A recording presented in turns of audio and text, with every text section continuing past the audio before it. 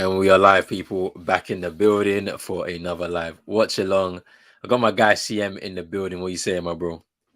Yes, man, back for the final day of the World Cup round of 16. So it's going to be interesting to see what can happen in these two games. But starting off with Morocco versus Spain, let's see what happens.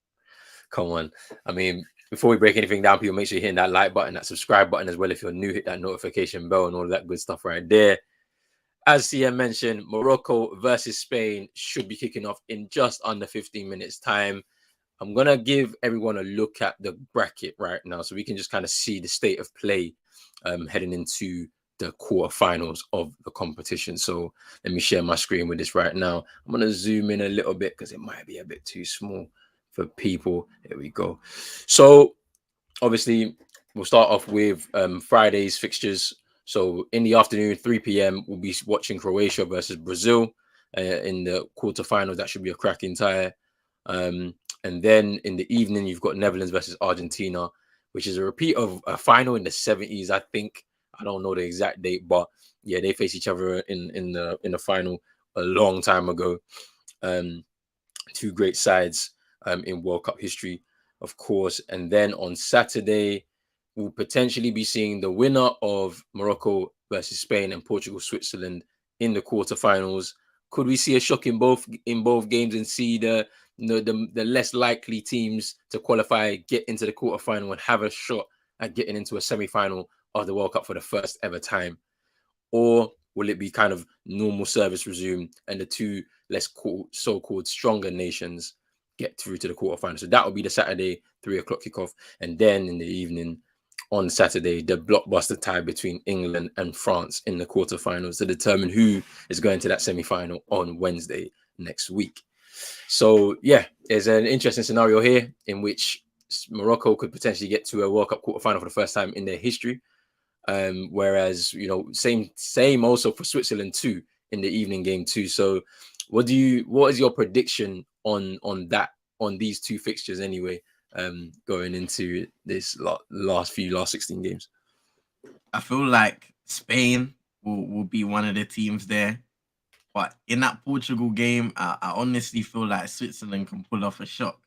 To be honest, Morocco could do the same, but I feel like Spain would have learned from that Japan result. Obviously, Portugal, they lost their final group game as well against South Korea. So it depends whether they'll be able to learn. And I'm sure we'll get on to more things later on when it is game time for that. But there are a few factors in there for Portugal that could throw things out of their direction almost. Yeah, very, very true. Now we'll move on to the lineups for both of these sides. So we'll kick it off with Morocco. So we have Bono in goal, a back four of Hakimi, Aguerd, Saiss, and Mazraoui. In front of them, they've got a three, Unhawi, Amrabat, and Amala. And then in front of them, you've got Ziyech, Bufal, and Nesri leading the line for them. As for the Spanish side, you've got Simon in goal, a back four of Llorente. Um, then you've got Rodri, Laporte, and Alba. Then you've got a three in front of them of Gavi, Busquets, and Pedri. And then in front of them, the front three will be Ferran Torres, Dani Olmo, and Marco Asensio. So let's kick off with the Morocco side. Give me your thoughts on them. They're a defensively solid side. Um, yes, and they've shown that in this World Cup in certain moments as well. I mean, a couple wins against Belgium, Canada. They've only conceded one goal in the group stages. It'll be interesting to see. They'll in this game they'll be defensive. They'll look to create on the counter attack and with figures like Hakim Ziyech, who has been able to reestablish himself in this team with the appointment of a new manager, Bufal and Nesri, who's been productive in this tournament as well. They'll be looking to cut open Spain on the counter attack and try and create. Hakim Ziyech is one of their most influential players in this tournament alone. He has more passes into the box. He's created more chances than any other Moroccan player in this competition. So they'll look to him out on that right wing to cut in onto his left and try and whip some dangerous balls into the box where and Nedry can get there, or some runners from the midfield, including Buffal on that left wing. I mean, the thing that's interesting for me is that midfield three for Morocco. They're gonna have a tough time in terms of not having the ball, because we know how Spain are gonna play. So obviously we're looking at Amrabat, Nawi, and Amala specifically to be able to try and win the ball back and then start the counter attacks for Morocco here. Obviously, Spain also have some threats from the fullbacks in Hakimi and Mazraoui, who they love to go on the overlap. So it's going to be very interesting how Spain cope with that. And also at the same time, they have to be switched on, those two fullbacks, because they need to get back into their defensive line, because Spain will have the ball. They'll be very dangerous on the attack themselves. So it's going to be a very interesting battle in midfield and on the flanks for Morocco. Now, for Spain, give me your rundown on the Spanish side for this game. Yeah, obviously Llorente coming in, because I believe it was Williams who started at right back in the last game, if I'm not mistaken. Interesting switch that Brush mentions it in the chat as well. Asensio comes in for Alvaro Morata, who is in great form. So it'll be interesting to see what they're trying to do. Maybe with them recognizing, obviously, Morocco probably going in a defensive set from the offing. You want to bring in a guy who try and drop deep and link up with those wingers, Dani Olmo, Ferran Torres, add an extra body in the midfield as well at times as that false nine. So it'll be interesting to see how Asensio plays today and how he kind of helps creativity-wise, which is a question going into the tournament. It was a question going into the tournament from a lot of people. How is Spain going to create? How is Spain going to find their goals? And they have come with their answers, to be fair. In the group, they were joint highest scorers with 9, scoring the majority of that against Costa Rica, of course, in that 7-0 drumming. But they have shown they have the ability to create chances. Ferran Torres has looked threatened on the counter-attack. Same with Dani Olmo. Asensio is chipped in at times. Alvaro Morata has scored a few goals for them as well. That midfield, Gavi, Pedri in particular, have been absolutely brilliant in possession. Busquets as well, no doubt, even though he is one of the elder statesmen in the team and on the other side of his career now, can still contribute at a higher level in that defensive midfield position. And it's an interesting stat that we will definitely see more of today. The Spain completed 2,489 passes in their group stage campaign, which was their most at a single tournament on record since 1966. Wow, that's crazy. I mean, yeah, the tactical change here that Brush kind of mentioned in regards to Asensio. Yeah, I can see that becoming a false 9. He's not going to just stay up there because, yeah, as you mentioned, the Moroccan side are going to be very defensive. They're going to be very pragmatic and try and hit on the counter. And so you probably need an extra body in there to try and break down that kind of tough defense that Morocco are kind of lining up with. It's interesting to see Llorente coming in at right back as well. I think it was Balde who started the last game against Spain, and so I don't know if that's tactical or maybe because of his inexperience at this level. Japan caused a few problems down that side, so it's going to be interesting to see how Llorente stacks up with Mazraoui on his side and Buffal, a tricky customer too when he's on form. But yeah, there's still no sign. Well, was there signs of the Rodri Laporte partnership? Kind of breaking down against Japan. He's Enrique's decided to stick with him in defense. So it's going to be very interesting on that side. But Spain also have a bit of experience, in the this whole squad pretty much was at the Euros, got to the semi-final and lost to Italy. And so they've had that bit of adversity and that hurt. Is that going to be enough to help them through this tournament? That's going to be very interesting to see. But there could be a big shock on the cards here today. I think Morocco will be very much motivated to get to this first quarterfinal in World Cup in their World Cup history. So it should be a very interesting game as well. But yo, big up to Sammy in the chat. He says, big up, brothers. I'm so nervous. I might just isolate myself for the rest of the game. I wish you good luck. I wish your nation good luck as well, because you're the last African team representing for the continent in the competition. So let's hope you get the win. Big up NN, even though he's trying to throw a bit of shade at me with the oppression only sports and all that. But big up NN still. And yeah, big up Brush as well, as always. But yeah, give me your score prediction in this one. I'm gonna say 2-1 Spain. But, hey, I wouldn't mind seeing a Moroccan shot. Speaking of motivation, they could get to their first quarterfinal and they could actually level Cameroon's record, which goes way back, of winning, I believe it is, but I've been going five World Cup games unbeaten, I believe that is. Wow. So yeah, and that goes back to, bear me a moment, 1982 and 1990. Yeah, because 1990 they did pretty well in Italy, Cameroon. So yeah, it should be very interesting for this Moroccan side, because they just have this extra motivation. They played pretty well. They navigated through that group as well, very well too.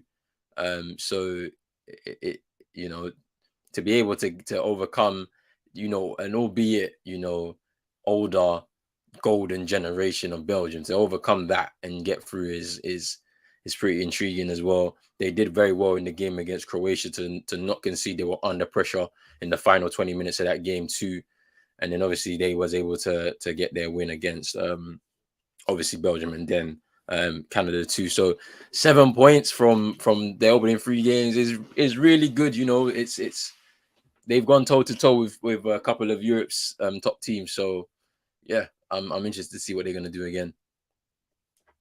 I'm interested to see. Drizzy, I thought, they got Drizzy, yeah. But you see that Samuel Eto'o thing? No, I haven't seen it. Like, I don't know the full story, but apparently there was a reporter that accused him of bribing. Now I don't know what the scenario is around that bribing situation, but I saw a video. So Eto'o was taking pictures with fans and stuff like that, and then he must have saw the reporter running at him, charging at him, kind of saying a few words, and then a few other guys game. I don't know what he was holding. It looked like he was holding a camera or something like that. But yanked out of his hand. Eto'o came in, kicks and all of them things there. Listen. I'm watching it now. I'm just looking at the video now.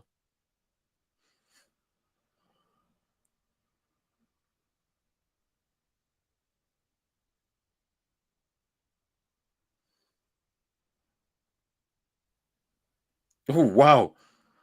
Whoa.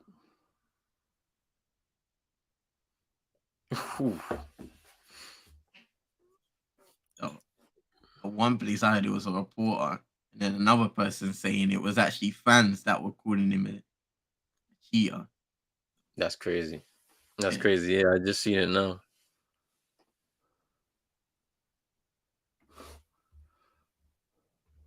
It's wild though. It's wild. Shit, trust me. You said I agree with Eto'o kicking the Nigerian person in the head. I stand with Eto'o. Algerian people are still blaming Eto'o on the ref for not qualifying. That's true as well. That was a very, very late comeback for Cameroon to get to the World Cup, if people remember, in that final leg of the qualifying rounds for Africa, and UFC debut to come. That knee was lethal, I can't lie. Well, we are close to kickoff here. What are you seeing on your screen? I'm seeing a Spain lineup now all together. Okay, yeah. I'm on the Morocco one. Let me see if I can. I'm gonna refresh. Let's see where it takes me.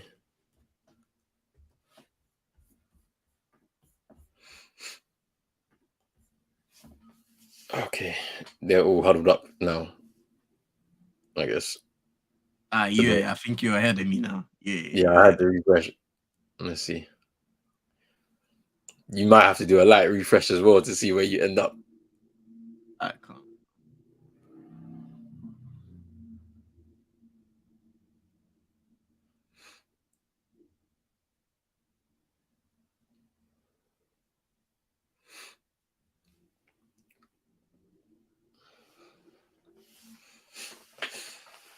Busquets, joint 17th World Cup appearance for Spain.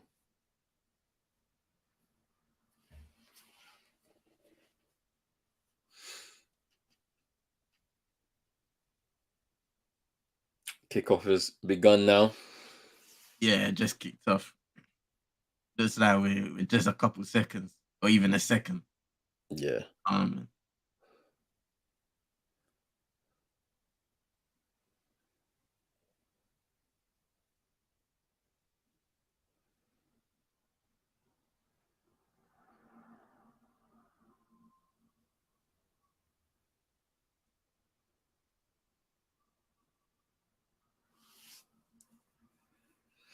Jordi Alba. Fouled by Ziyech.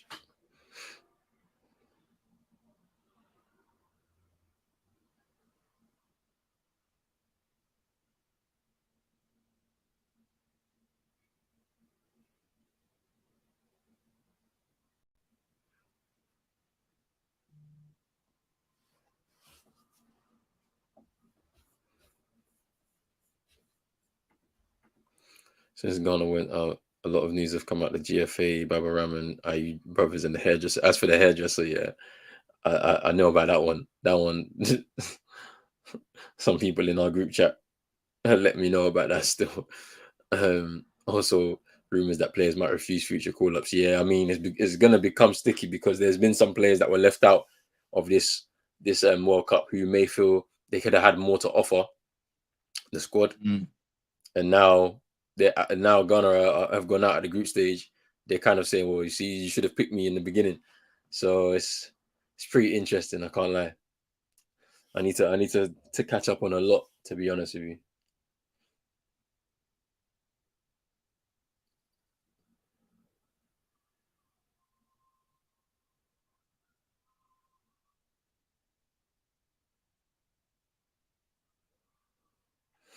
That Morocco midfield is going to have to work extremely hard today. Any.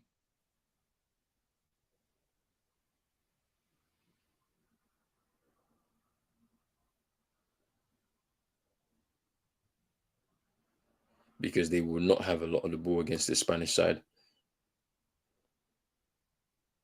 That's always a scary thing, especially when you're able to win the ball back. We've seen in a few of these games already in around the 16, teams getting caught while they give away the ball on their counter-attacking opportunities. So when they do have those moments where they win back the ball from Spain, they have to make the most of those situations. And even if they do give away the ball, make sure that it gives you enough time to get back into shape and understand where everybody is.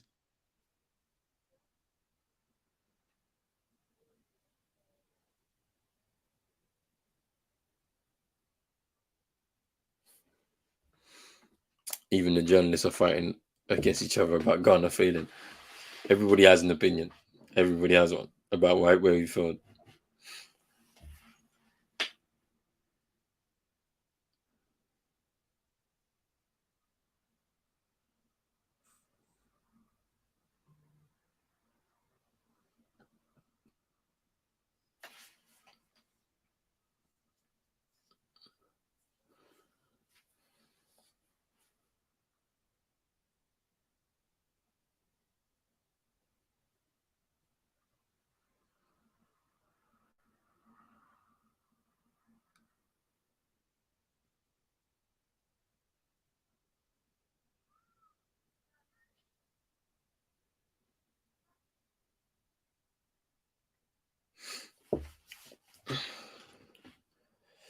The shape for Morocco is actually brilliant right now, you know. They're not allowing Spain to play through them at all. Spain keep knocking it side to side, trying to go out wide. But it's just about they need to get their foot on the ball themselves and impose themselves in this game too. That's it. And they win it back here. Ziyech, Unawi going back outside to Ziyech. Takes a heavy touch. But yeah, you can already see exactly what they're trying to do. Every time it comes relatively in a central area, they just pack that player. They all go and attack that player and win the ball back.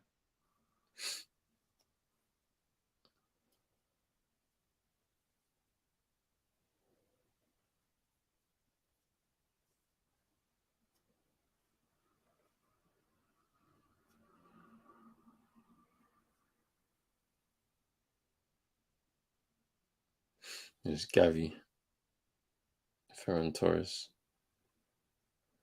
Llorente, corner. Oh no, goal kick. England pundits always complain about other countries' culture. Now they don't like the Brazil players dancing. That's crazy. I don't understand that. Like, I don't understand. Like, it's somebody else's culture. Like, but you don't like it. Like, what do you lot do, fam? All they did throw beer at each other, fam. Like, bro. Yeah, these men complain about everything, fam. They don't like men doing skills. They don't like men celebrating. Don't like different coaches in stadiums, fam. They think they're the gatekeepers of this sport. Crazy. Buffon thinks he's fouled, but no. Referee says no. First attack, really, for Morocco.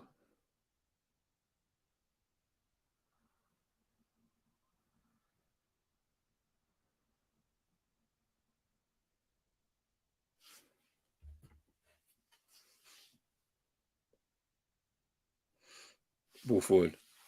Ends up being nothing at all.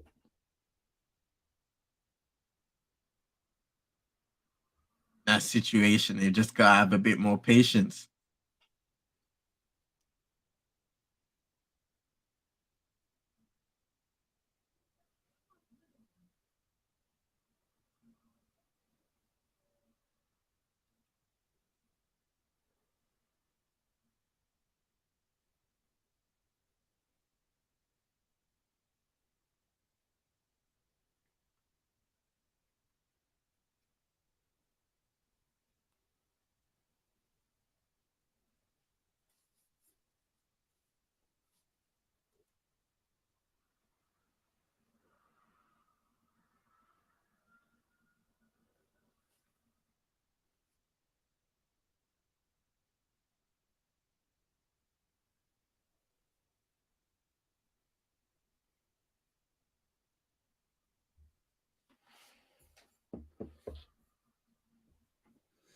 Lucio is getting dragged for doing maths wrong when talking about Richarlison's goal record.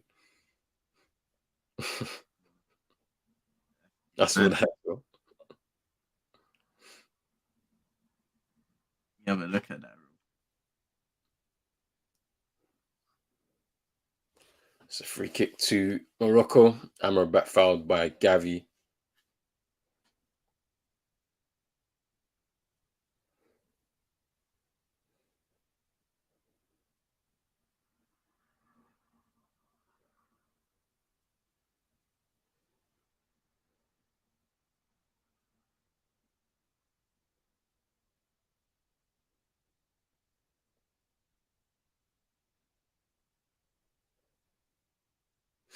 Morocco needs to they need to weather this little storm of possession for Spain.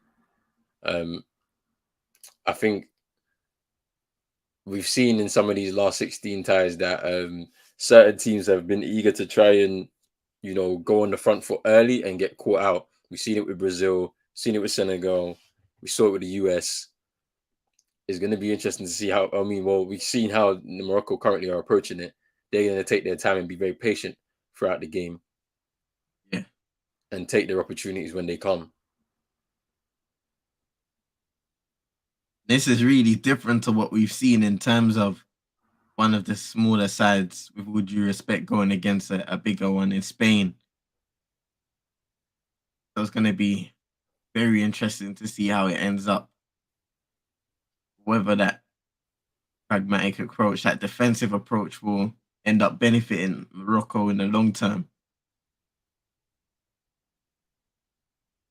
Yeah, that Brazil game has escalated quickly. Let's just say that. It's a free kick to Morocco. We foul. I think he slips a little bit, but then gets clipped on the way down. Let's have a look.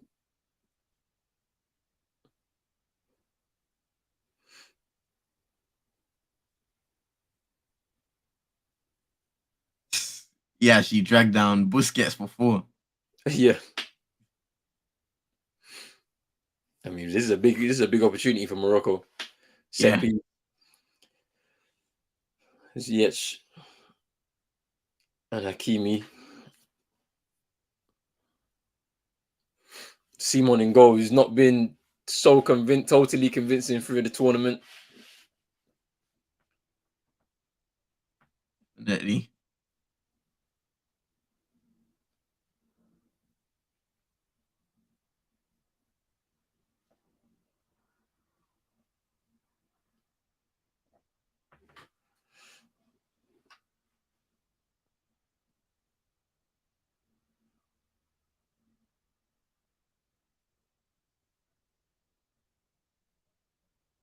Hakimi just over the bar.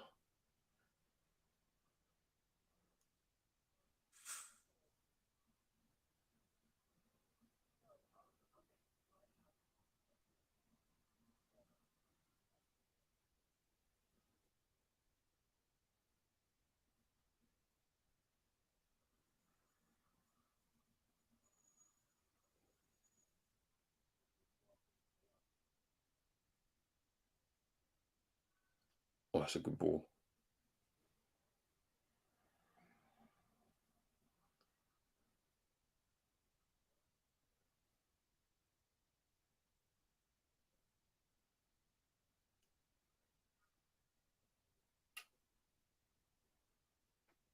And Spain give it away.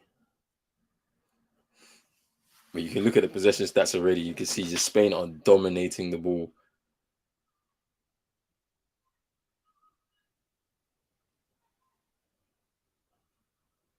Morocco getting lucky there, playing out the back. Mm. But they did well.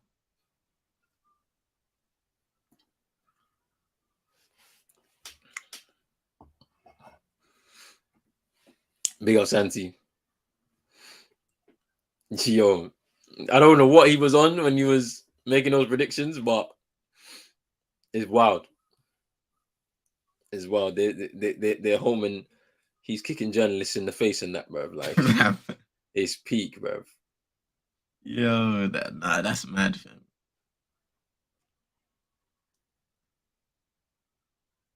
Safe to say Cameroon won't be lifting the World Cup, at least for this year. Yeah. They've got a long way to go before that could ever happen again. I doubt they're gonna have like a real huge generational kind of uplift of stars. Do you know what I mean? Unless they do it the way Senegal did it, though. A lot of their players were born in France, and then they kind of was able to get them to switch. So Possibility.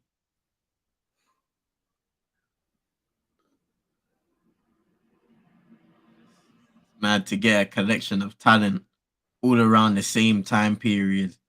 For everything to come together in that regard is really rare. But then we were saying on the stream before that with France, like they've never really had a dip in talent, like never. Like they just have a conveyor belt of young talent that just keep coming through. So every 4 years, if not, it's the same team. It'll be some new faces that will come in there. Then in about 8 years' time, next thing you know, it's a whole new squad, but all full of top players once again. Like it just continued. So it's very interesting.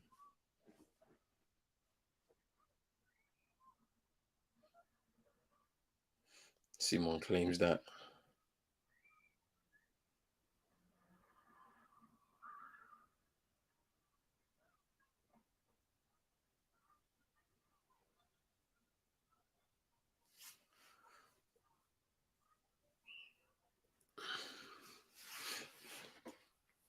You can already tell this is going to be a tight, tense game the more it goes on. Don't think there's going to be a lot of goals. It's going to be hard to unlock this Moroccan defense. Thing about it is that like if you were the Moroccan coaching staff, the technical team, you would have seen the way Spain play. You would have assumed that the only way to beat them really is on the counter attack, but you have to be clinical. Yeah. And then they would have probably watched some of these opening round of 16 games and said we can't be too open against them. We have some attacking threats out wide specifically.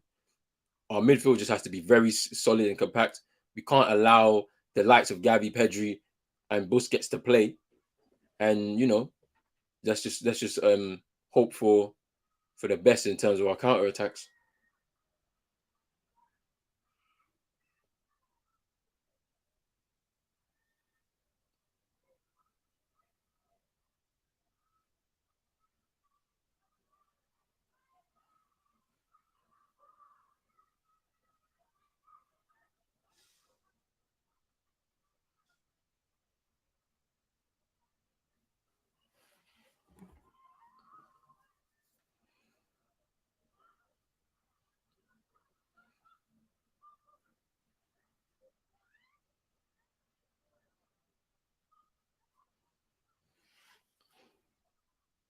Morocco moving a bit too risky at the back there.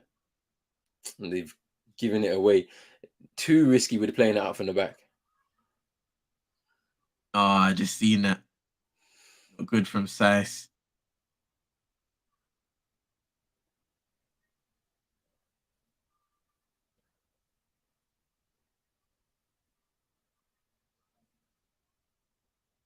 Commend them for trying to play out the back. Can definitely do it, but in those certain situations, you don't want to give away the ball and concede an opportunity.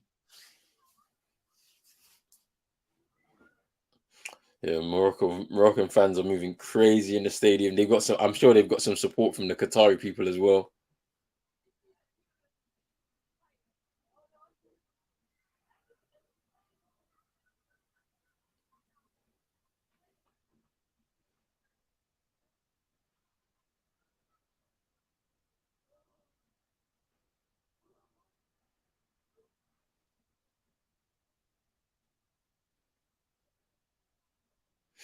Ferran Torres working hard there to win the ball back.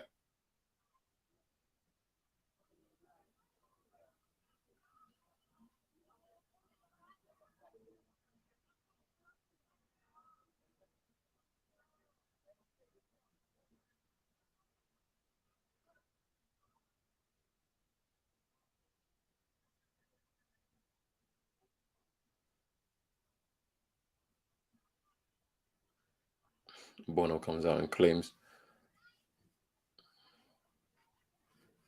Bono's done really well in this tournament. Once again, been pretty impressed with him. The same way I was impressed with him in AFCON too. Oh, poor from Mazraoui.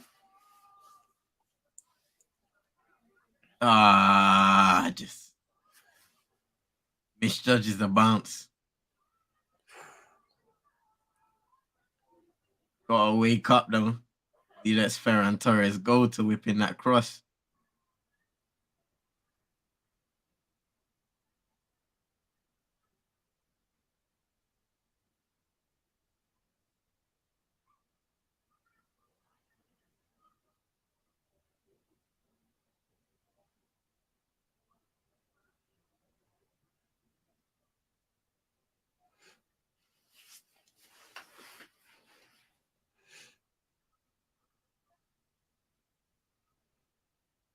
Yeah, that's a good tackle there.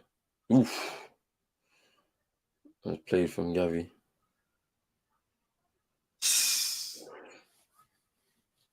Diving in with the header there. Yeah.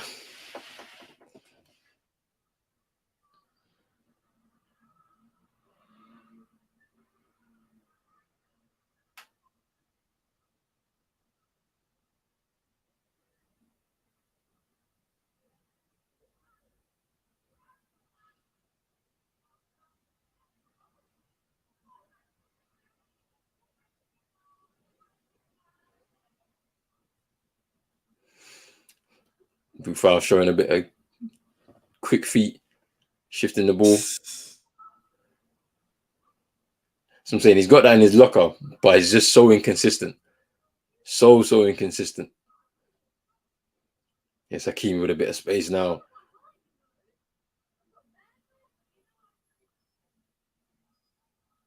It's a cross. Oof.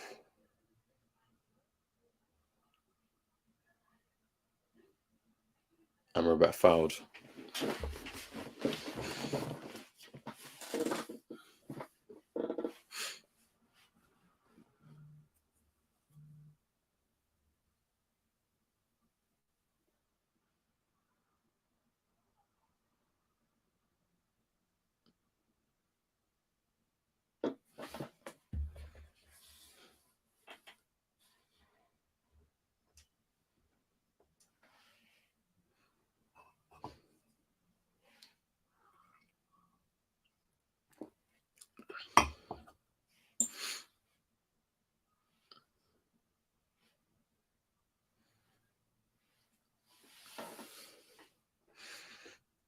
There's Mazraoui.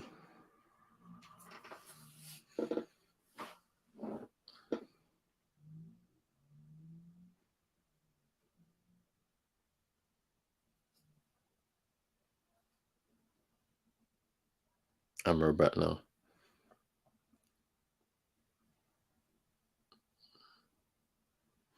Ooh, that's nice from Buffal. Cross.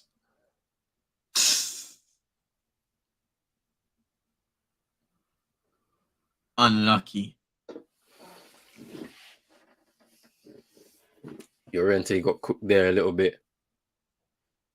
Little drop of the shoulder. Oops, it was gone.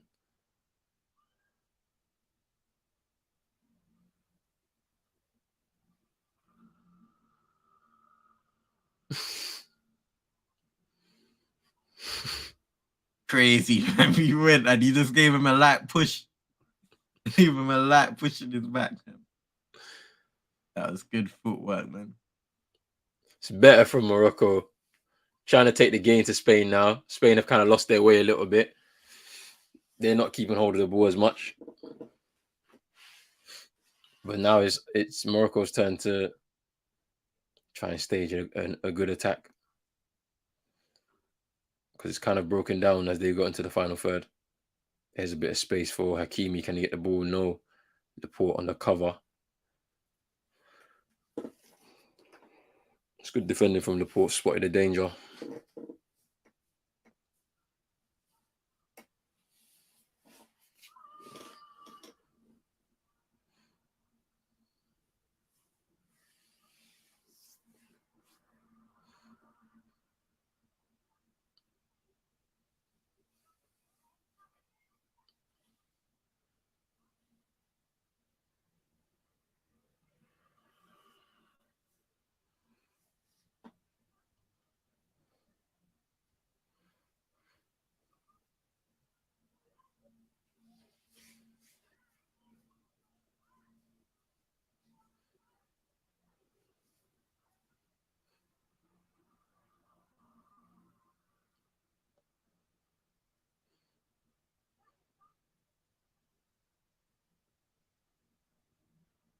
Oh no, Buffal's down.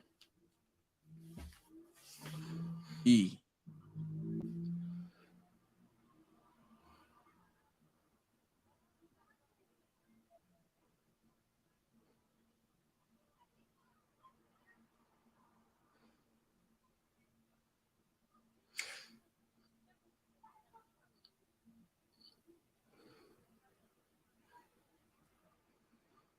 I'm trying to figure out what happens here.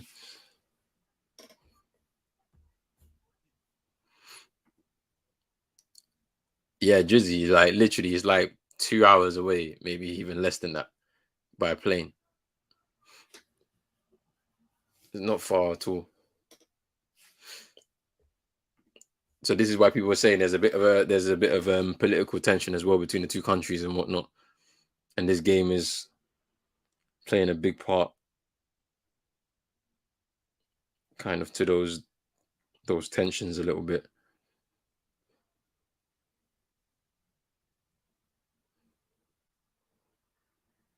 Oh no. Oh! Oh!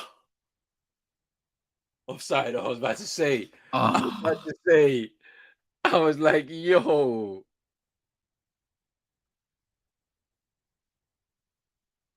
Once again, playing out from the back, risky. And yeah, Ferran Torres is offside. yeah, just like that moment, a lack of communication can shoot you in the foot. Wow. It's a good save by Bono, though, from Gavi onto the post, too. Jeez. Then Amrabat with the block. Size would have been there as well. So, hey, man. Jizzy say Morocco should stop playing the ball out from the back, but I feel like that's their best opportunity of staging the attack. I think that if they hit it long, it's gonna get lost up there because as much as En-Nesyri is a tall striker, he's not a target man. He likes the ball into feet or into space. Side netting. They got to take that risk. That was They a have good to. ball as well. Yeah. Jordi Alba onside. Asensio. Touch was okay. It wasn't the best. He didn't kill it. So he had to chase after it a little bit. And he just had to swing a leg at it as the ball was about to go out. But yeah, they have to take that risk, Morocco. Hitting it long in positions other than goal kicks, right? For example, is just not going to help them because En-Nesyri is not going to win any header up there. We saw the same kind of thing happening at AFCON. And their joy really came from them playing out the back, going out wide, and then crossing into the box or getting the cutback. But trying to hit it long is not going to help them at all. And most likely, if En-Nesyri doesn't win that ball, the ball's going right back to them through Spain. So yeah, it's the risk that they have to take, as you said.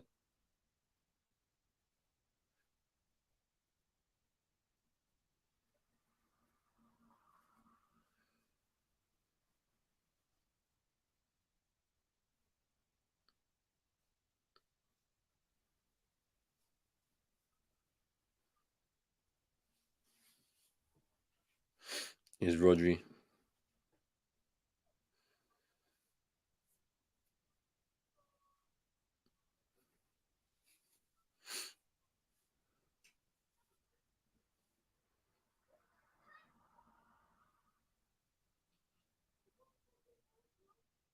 Has Marcus Llorente played at right back for Atletico Madrid? I believe he has, yeah. I think he has.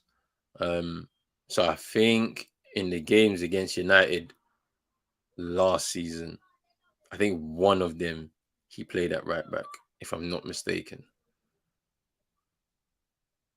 But yeah, it's a very strange because he's a midfielder by trade. So for him playing at right back, it did surprise me when I saw him there for Atletico Madrid. But Bono again. Yeah, Jez saying that he plays right back and right wing back regularly. Big up to yourself, Jez. Thank you for stopping through.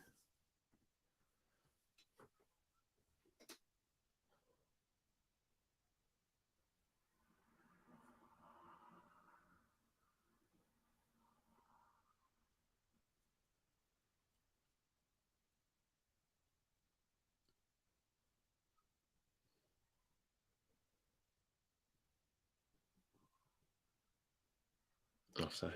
I think it's offside. Morocco have shown some signs of causing Spain some problem. Just need to be a little more decisive with their passes out of the back. Also, once they get into that final third position, would be a little better with their decision making, but they've been good so far, especially when they get back into shape like this. Sash just does well there to step out. Yeah. defended by Rodri.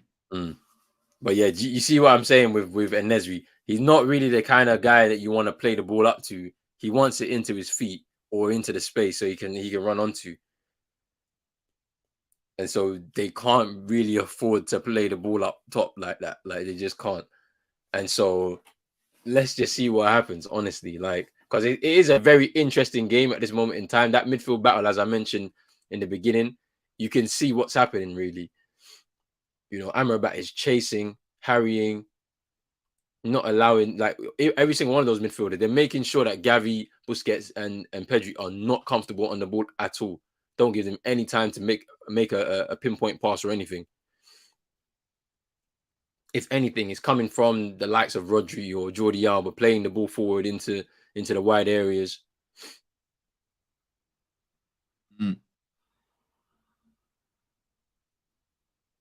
Because they can't go centrally.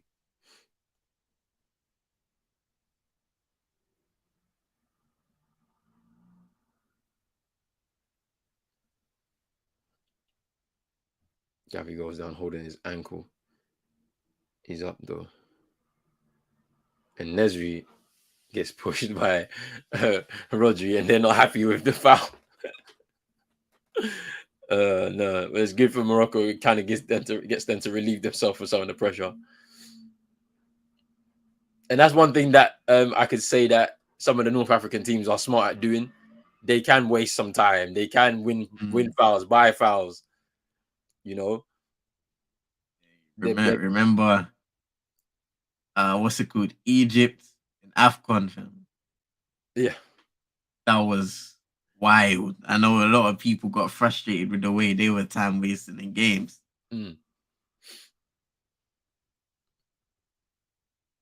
That's nice from Amrabat. Just switching play.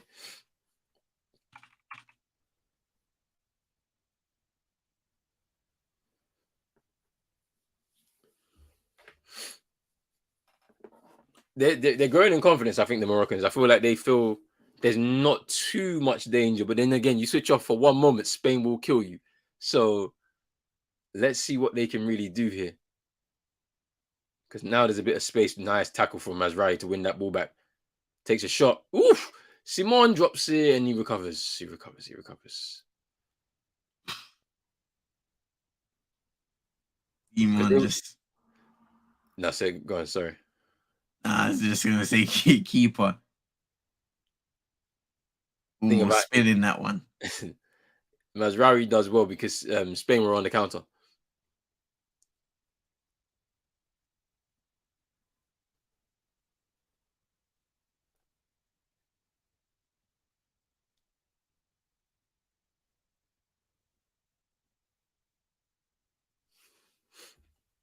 Egypt and Tunisia are notorious for time wasting. Morocco is the opposite.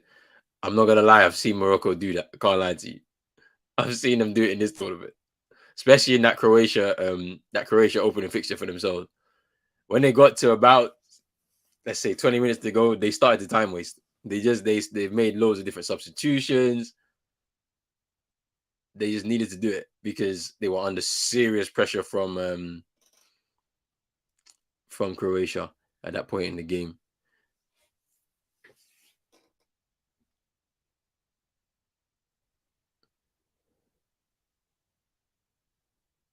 Iran.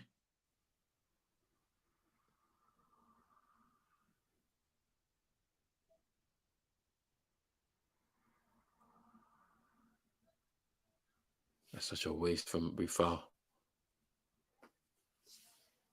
Tried a couple of them switches now, and on both occasions, just giving away possession.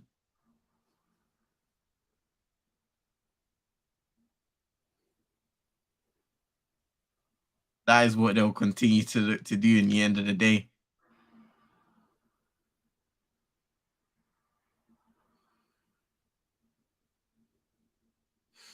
Gavi to Ferran Torres crossing the box. Morocco just crowding them out.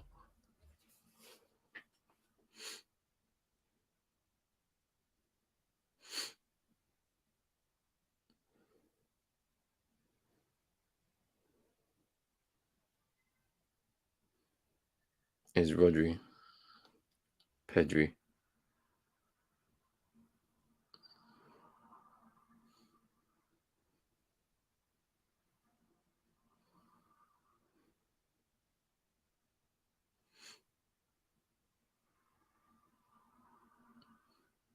Olmo gets crowded out. Oof. Now he fouled there. Morocco doing really well when they can sense there's almost a situation of danger.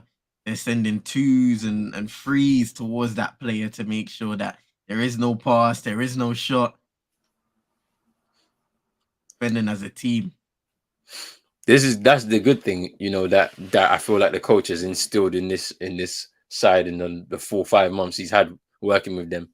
The issue is on the transition now. How do they get out and attack? Because when you're crowding them out, you have to space out and start passing the ball forward. But then there's no options, And Nesri is going to be cutting an isolated figure, and this is what is so interesting.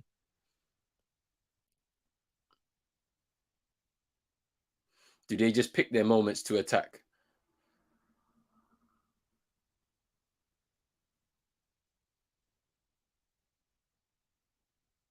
See, Amra back there just working really hard to just try and close down any option for Spain to play forward.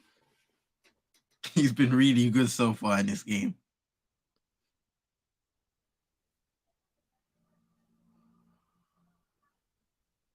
Playing in the middle of that midfield three, you've seen him on the right, sometimes on the left-hand side, in the center, all over the pitch.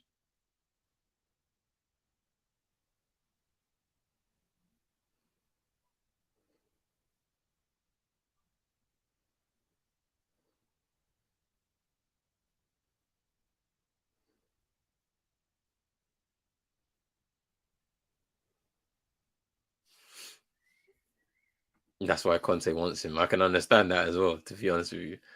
But then, where's the creativity in that midfield? If he comes in, I mean, who does he replace? Because you've got Højbjerg, Bentancur, Bissouma, and then you want to bring in Amrabat as well. I mean, it's strong options in midfield, but then where's that creativity coming from? Are we still relying on Kane to drop deep to provide that, or So it's interesting, but I understand why. It's the perfect profile for a Conte type player. Creativity and Conte, good job.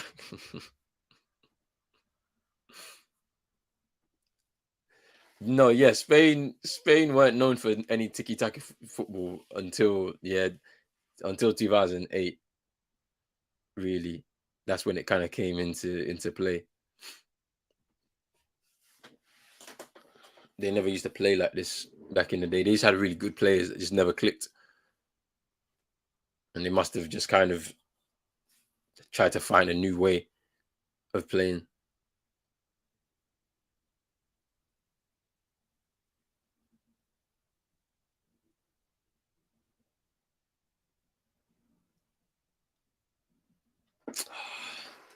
That ball has to be on point. When you have it, you can't waste it.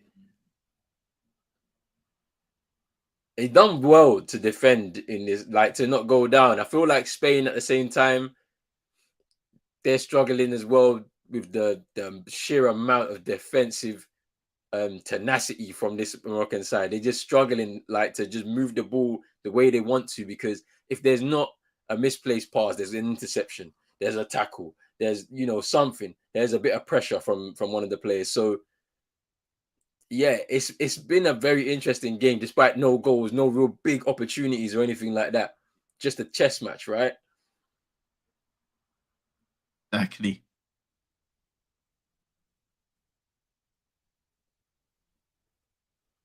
Spain are finding some space out wide though. Mm. That's where you miss a guy in Morata in the starting lineup. Mm. He will find those positions, can score. He's an aerial threat. Sensio, not so much.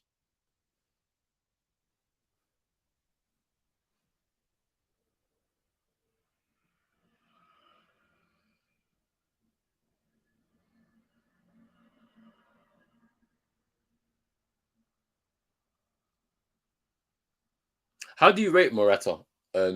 Just generally about in terms of his overall game. I think he's a decent player. He's definitely had a few spells where he's underachieved. I feel like from the expectations that he's had, technically he's a decent footballer at his best. Like I said, aerial threat. Mm. When he's confident, can score goals as well. So he's a decent baller in the end of the day. Yeah, I agree. Drizzy saying that Busquets is marked out of the game. Yeah, I mean, they're doing a really good job of stopping him from playing and dictating play.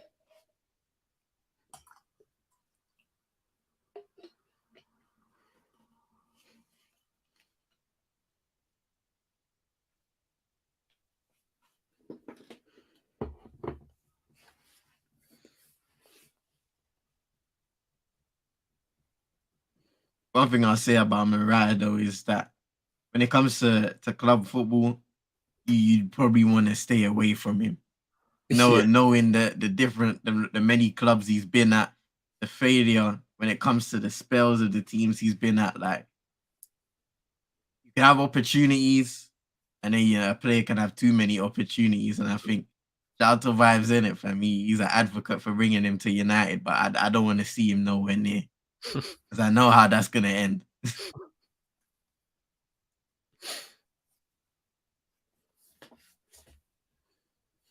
Spain is making it Buffon look like Mbappe. The thing about it is, what's interesting about Buffon, he's actually technically really good. It's just it's very inconsistent.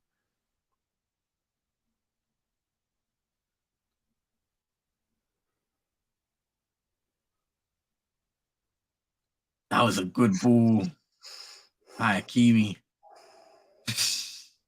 Ooh. Chance there. It's a big chance for Morocco there.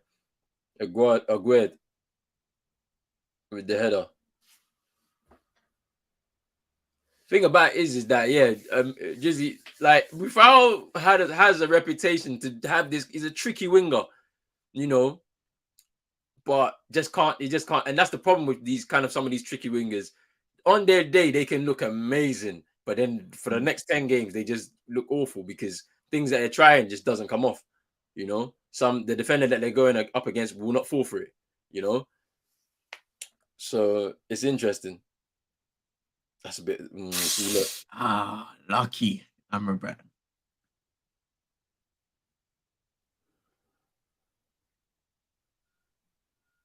That's nice. That's Rowie now. We cross. Ooh. Oh, lucky. They're sensing the danger now. Morocco are now finding themselves in a better position. But yeah, nah, Drizzy is right. Yeah. Lorente needs something needs to change there because he is getting cooked right now. From the start of the game, he's been getting shifted left, right, and center. When he saw that little left to right drop the shoulder from Buffon, that's when you knew it was gonna be a rough game for him.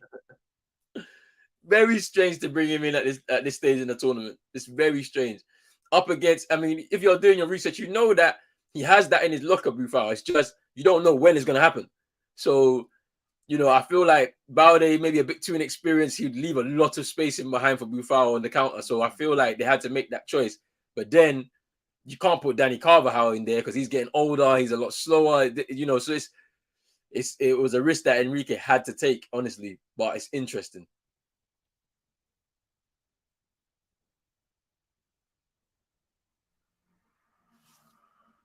That's the thing with the World Cup. You don't even have time to experiment and find out what works. It's literally you have to, work out and see based off of the games you've played before. Before looking at him like he's food, jollof rice, etc. Trust me. It's according to Spain, they take it quickly. Leave it, and it's out for a goal kick.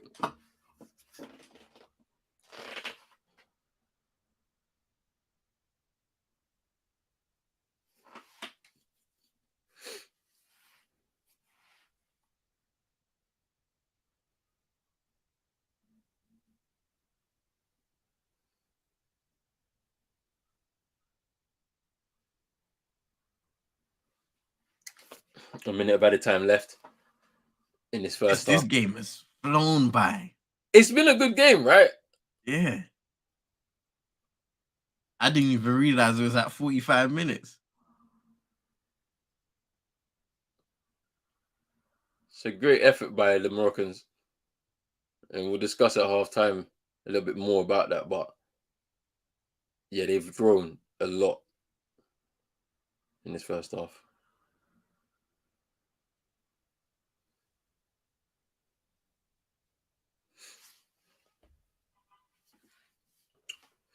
Drizzy saying he felt like Spain got lucky in the 2010 World Cup. Interesting. I feel like they were the best team, I think, at the time. But yeah, Holland really took the game to them in that World Cup final.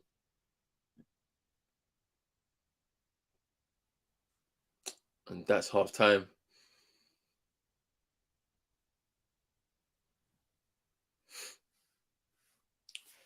Half time, 0-0. Pretty good effort from the Moroccans in that first half, in all honesty. There potentially could be a shock on the cards if things continue in this kind of manner. I'm just trying to think about, clear-cut chances really made by both sides. For Spain, you would say, I think that Asensio chance that hit the side netting, and then obviously the offside, situation with the save and block there. But then on the other side for Morocco, they got in behind, and there was a couple of chances. I think a good header over, and then there was one more chance. I think was it Amrabat as well. But yeah. So they've grown into the first half. What was your thoughts on that first half, my bro? Yeah, I was impressed with them. It looks like they're playing out the back. It was risky, but they gained a bit of confidence from it, especially with them stringing a few passes together. You kind of have to do that in the game. It's a feeling out process. Their shape has been really good, especially at the start. And then they just started to play a little more expansive, get up the pitch higher. And, looking at Llorente and the Buffon matchup, Buffon's won that, no doubt so far. He's been roasting him over there on that left side. You just need to continue that. Ziyech has had some good, decent moments. Same with Hakimi. He's putting a couple good crosses into the box. The midfield three, I think Amrabat in the middle's been great. They've all done a good job of shielding and preventing those passes going through the middle. And even you look at the front three, and they've been committed to making sure that they're blocking those passes through them. It's kind of a futsal style of pressing, where you see that front man, he'll always go from left to right, depending on where the ball is, and then the winger kind of tucks in behind. So they've done a great job in their shape. They've worked on that, and they've made it hard for Spain to really find those central areas. They've had some joy on the left side, on the right side at time to time, but that's about it. They haven't really found a lot of opportunities from there. I would say Morocco just need to stay disciplined, because towards the end of the half, there were opportunities where maybe they'd go out on a counter-attack, give away the ball, and all of a sudden, there's a lot of space for Spain in behind. So they just need to be aware of that. Yeah, I mean, you mentioned that out wide is where they've kind of generally found a bit of joy, specifically on that left-hand side with Buffon. He really has the number of Llorente right now, and it's going to be interesting to see how that develops across the second half, because maybe Enrique is looking at that and may decide to make the change now and give a half of football to Carvajal, who's experienced, although he's older, and so therefore a bit slower as well. So it's going to be interesting to see how he manages that, because he needs to stem that flow from that left-hand side. On the right-hand side, which I thought would be the more threatening side, it's been managed well by Jordi Alba. He's had help from who's playing out on that left-hand side for Spain. It's Olmo. Yeah, so Olmo's been helping him out on that side. That's why he hasn't really found too much trouble from the likes of Ziyech and Hakimi. In midfield, Amrabat has been a key member of that midfield, driving his teammates forward on either side. Amala and Unhawi. and they've really been pressing very, very well. They've made it very difficult for Busquets to play, for Pedri and Gavi to play, crowding them out in moments as well. And to be fair to you, their defense has not really been troubled at all. Asensio's movement is not really troubling the defenders. I feel like they've decided to let him go rather than one of them or both of them try and follow him around, because that just creates more space. And so he's finding it difficult to play, especially in between that space between defense and attack. So there may have to be a change there from Enrique to be able to unlock that. Been a few shaky moments as well in terms of them playing the ball out from the back. The risk that we mentioned earlier, like, it's something that they're going to just have to continue, because I saw a few moments when they tried to throw the ball up towards En-Nesyri, who's not really been involved in much of the play. You know, he struggled to be able to gather the ball in because he's just not that kind of striker. Physically, he may look like it, but he's just not. And so they've had to play out from the back, and it's been very, very interesting. Bono called into action with that save off the post that eventually was offside. But all in all, good half for Morocco. For Spain, in order for them to win this tie, they're gonna have to do a lot better than what they're offering right now. Potentially some changes may need to be made to be able to spice those things up. But yeah, how do you see the second half going for either side? I think Morocco, they'll do similarly what they did in the first half. I'd say the first 5 and 10 minutes they'll assess the game, see how Spain have reacted to coming out of the second half. I think Spain will try and be a little more aggressive in the way they're playing football, see if they can shift a few bodies out of position and play.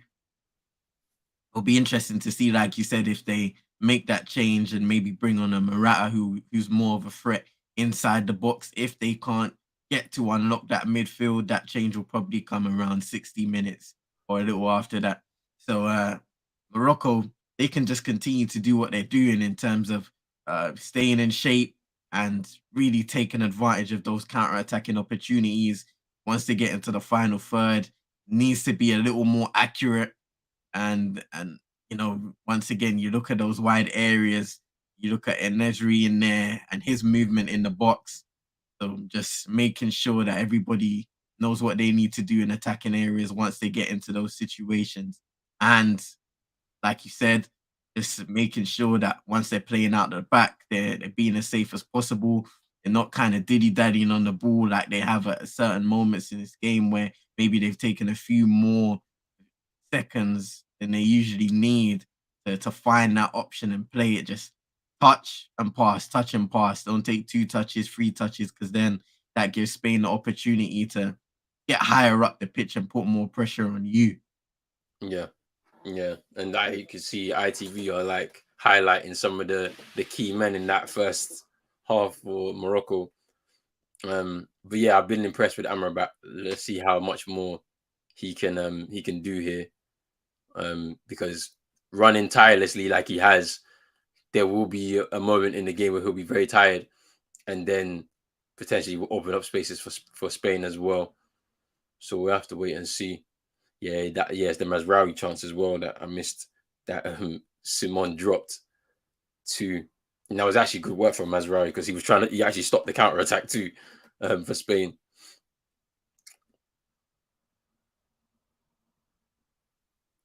But yeah, are you still keeping to your prediction of 2 goals to 1 to Spain, or has your mind changed from that first half? I think it is. So I think I'm still sticking to that, but Morocco are giving them a good game. They're giving them a good game, and that's for sure. I do think it will open up in regards to goals later on in the game. Once you get a few tired legs, let's see what happens. It could definitely be a scenario where Spain go down first. I can see that. Yeah, true. Do you reckon we can see extra time penalties in this, or do you reckon it's getting finished in the 90? I think it's gonna get done in the 90. But I wouldn't mind some extra time pens. I mean, yesterday's game, it was lit, but Japan, man. Japan. They go all the way Once they took the pens, it looks like they haven't trained on that at all. I don't think they generally do. That's the thing. I've not known Japan to be in many penalty shootouts like that.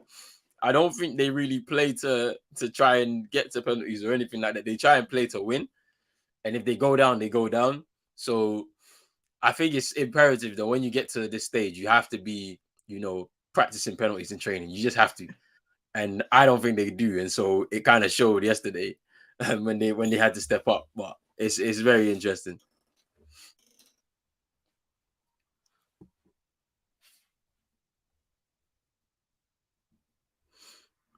Big up Manjay in here. Big up yourself every single time. Hope you're having a good day. What's your thoughts on this first half, Manjay? Let us know in the comments as well, please, because this has been a good first half of football. I think the Moroccans, they could pretend. There's a shock on here. There's a shock on here, to be honest with you. So let me know. Apparently, Kylian Mbappe has not involved in full French training. Really? Last night he was working in the recovery room, so maybe there's a little niggle there. Who knows? But no doubt he'll be playing against England. Interesting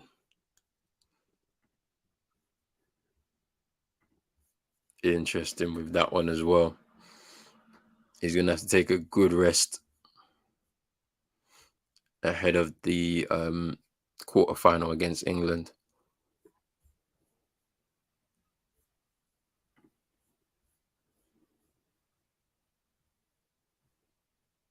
And Jay said, pre-even game, the Morata winner pending. Ooh. You've gone already straight away with the prediction: Spain to win, Morata to score. Let's see if he gets on the pitch. I don't think it'll be long until we see him, though. I see a journalist, somebody in the media. He came in and said that was always the plan for Mbappe, so he's not injured or tired or struggling or anything like that. They just always had the plan of having his session indoors for a recovery thing. Makes sense. Best player needs to be, he needs to be relaxed. He needs to be recovered well going into a huge game with a lot riding on it, because that semi-final is looming, potentially against, I believe it's the Argentina Netherlands fixture. Is they will face the winner of that? Oh no, I don't think so. I think it's the other side. It's this side. It's this side of the So I think it's the Portugal-Spain side. Spain had one shot in the first half. It's the fewest they've recorded in the first half of a World Cup game since 1966. Wow, that's crazy, man. They're breaking all sorts of records, good and bad. Trust me. Let's see. Santi says, should I root for the great grandparent nation? Wait. Santi, Spain? You're talking about Spain. You must be talking about Spain. I mean, it's up to you, bro. I can't lie. Santi ain't got Mexico. He ain't got the USA no more. He's trying to claim Spain now.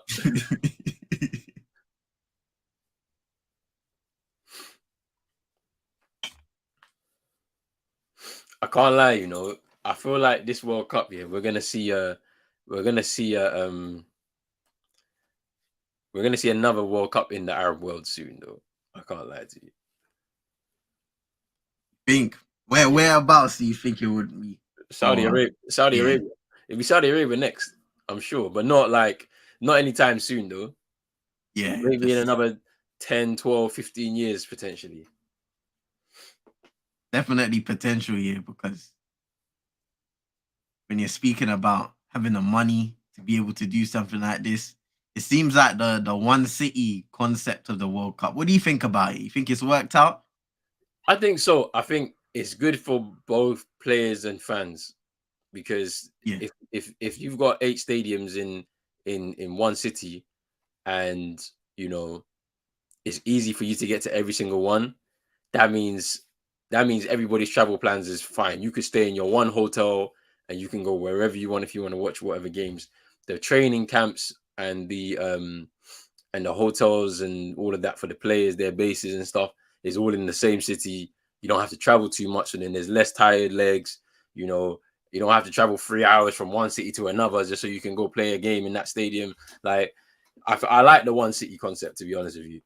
I like the one city concept. And it's like, for all of the bad press that this World Cup has gotten, this has probably been one of the better World Cups in terms of how they've staged it, and potentially in terms of the level of play as well. So, you know, it's an interesting concept. But yeah, let's see what happens for the rest of the tournament. But they fought on a good tournament so far, Qatar. Definitely.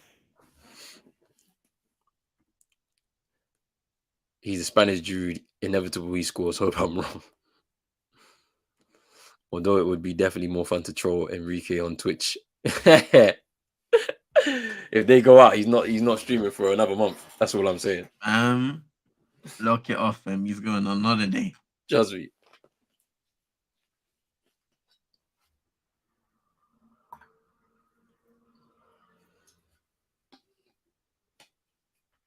Marcus Llorente has been dribbled past 3 times. Only Pedri has been dribbled past more times for Spain, and it's his first appearance of the tournament. Yo, this is what I'm saying. He plays at right back for Atletico, but the way they play football is different. It's not open and expansive, so he could get away with it there. Second half's kicked off. Same here.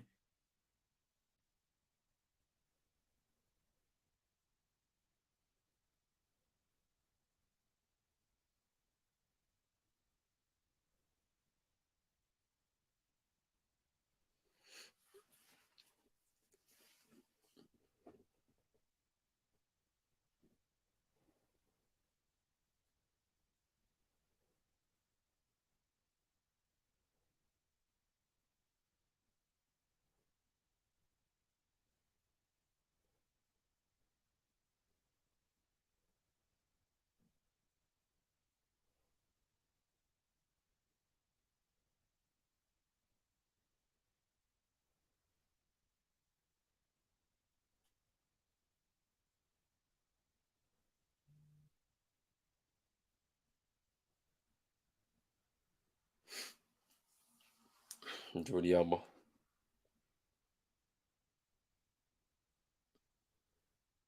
Rodri.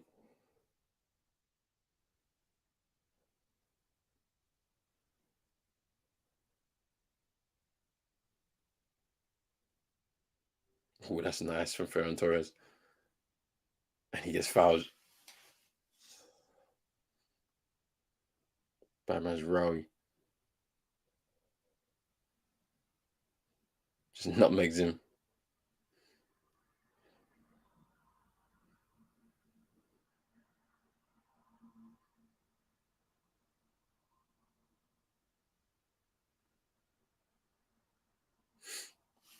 Dangerous free kick for Spain now.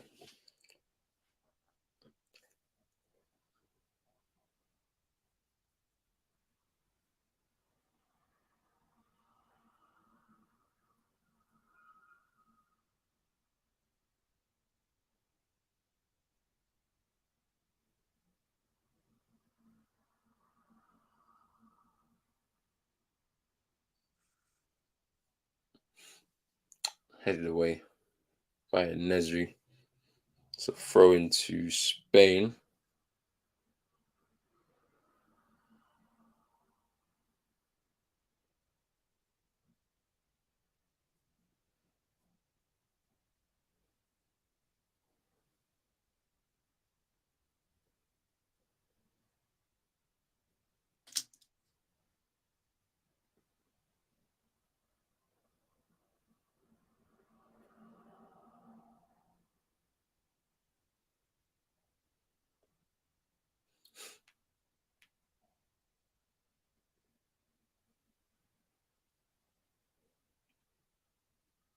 Oh, they tried to overplay there a little bit, but is it good? No, it's good defending actually. By size.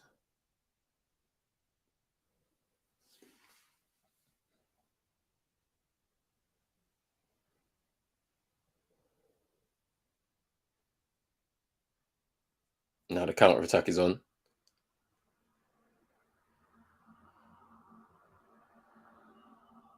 Ooh, ZH. That was probably the wrong option, you know. Oh, yeah. Ooh. Nearly closing down Hey, Simon, I think Jez said it earlier, like, doesn't fill you with confidence. Trust me. Obviously, there are situations, but even with his feet, he's made mistakes. Nearly I makes remember, sheesh, one of the goals with Japan in a Japan game, I believe, where he should have saved it and just parried it into the goal. crazy.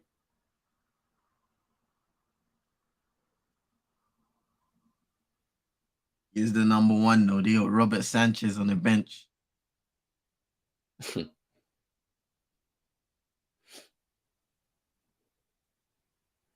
a good ball. David Raya, too.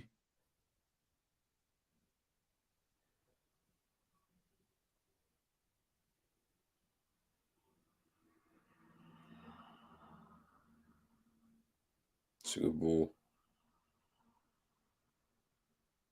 Oh, offside.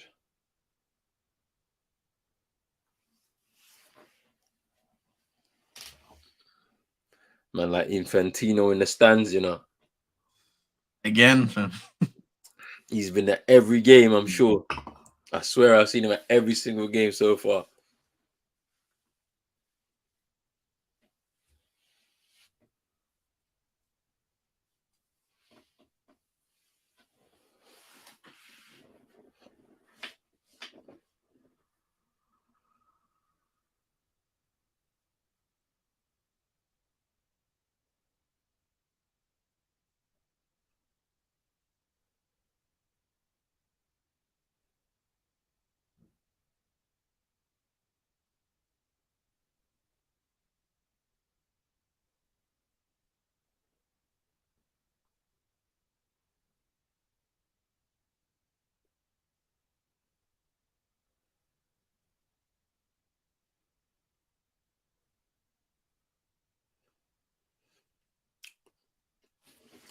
Gavi fouled. Hakimi's not happy with it though.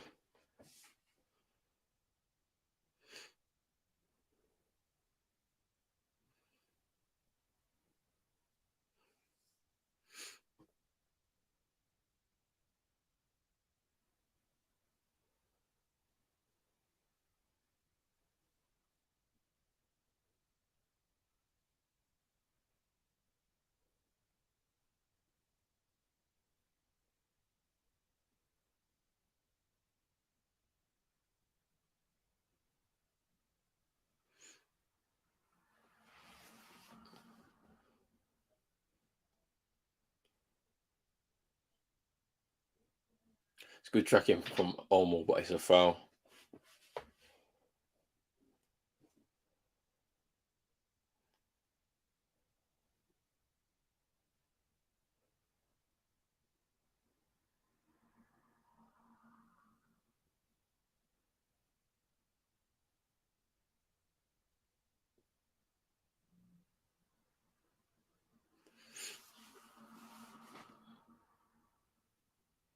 That is such a waste of a free kick. That is such a waste.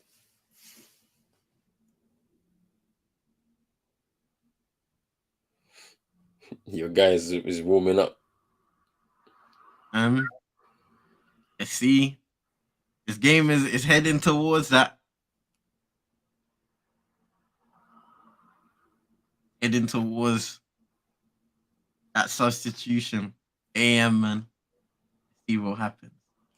Spain look frustrated though. Definitely.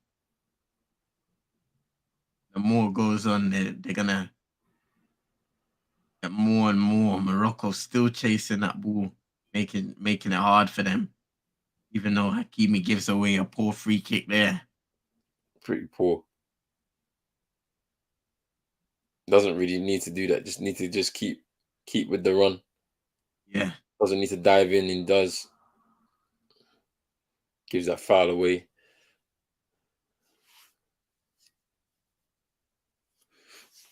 They try to take it quickly.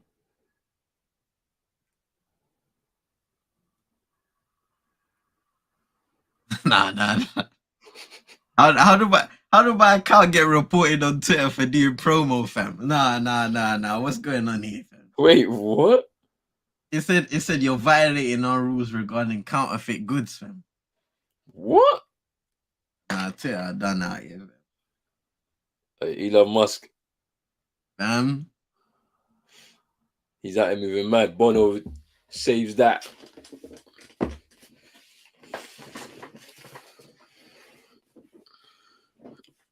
The almost shot. Just punches it in the air.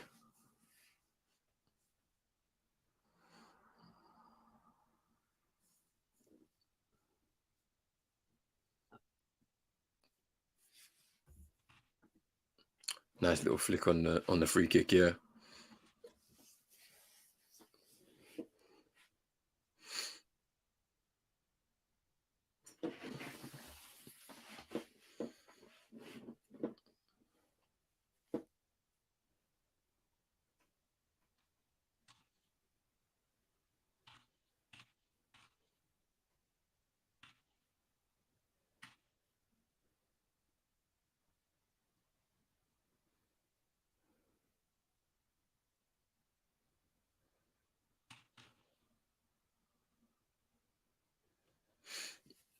Rodri. Laporte. Gavi.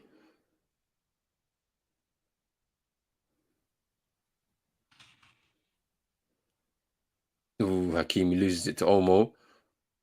Cuts inside. Hakimi's won the ball. Spanish players will say it's a foul. Just about there.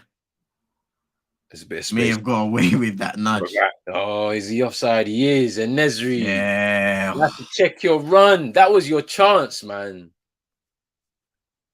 That is poor, man. Just hold it. Because you should see from the kind of heavy touch that Amrabat took, you've got a time to just dial it back and get back into position, man. Here they come again. Oh, no. Because obviously my man goes down. Mazraoui goes down, but Buffon just slips on the turf. Unlucky, man.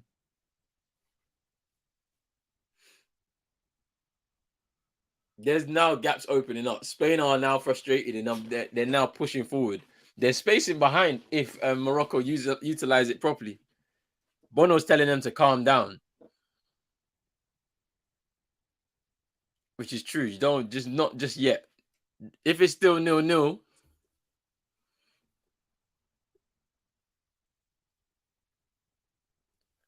So wait, what? You can't tweet out anything no more. What's going on? Elon Musk. I don't know. I don't know what's going on. I'm sending a request to the support team, fam, because these man, they're trying to say I was promoting some kind of counterfeit goods or something like that on Twitter. It was just a promotion. Nah. It was just a quote tweet from the live stream. What's going on? Yo, that is wild.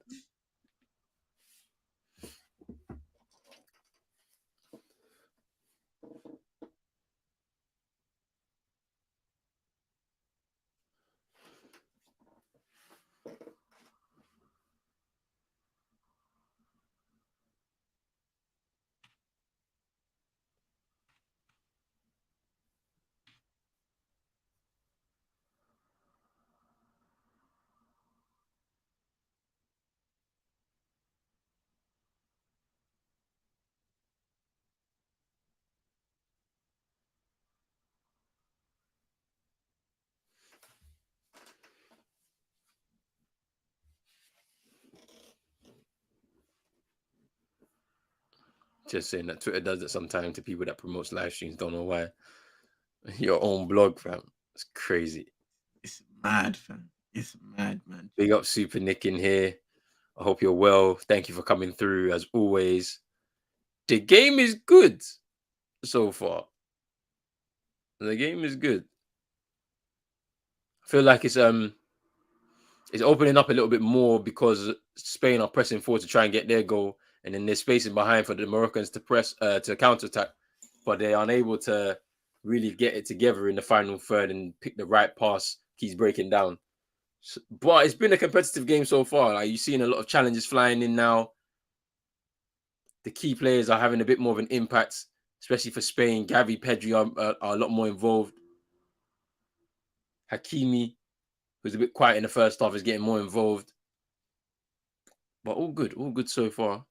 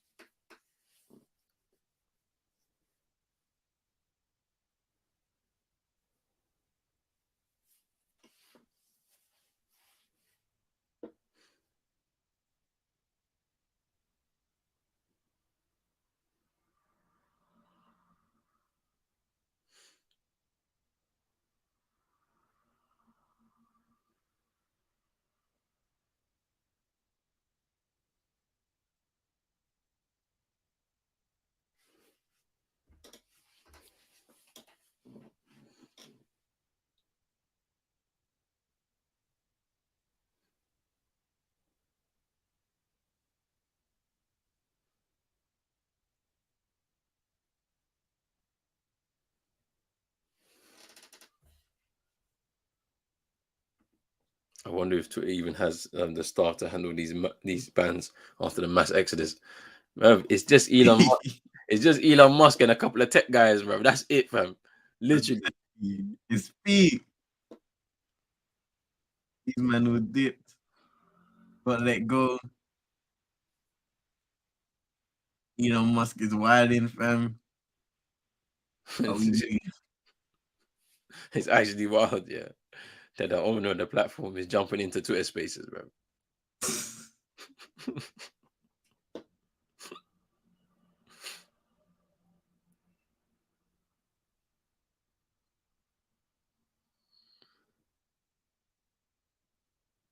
Referee trying to get a bit of control there.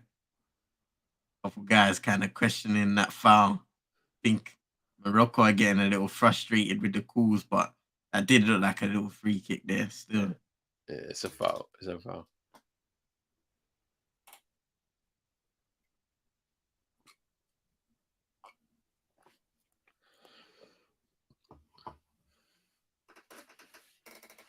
That Morata and Blair getting ready on the sidelines.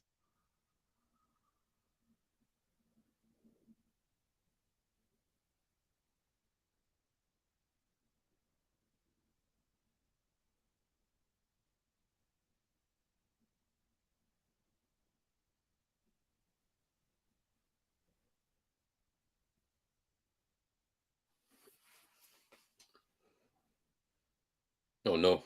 And a butcher that clearance. Ooh. That went in the wrong area. Hey, they played it out well, though. I can't lie. Yeah. They're on the counter now. Once again.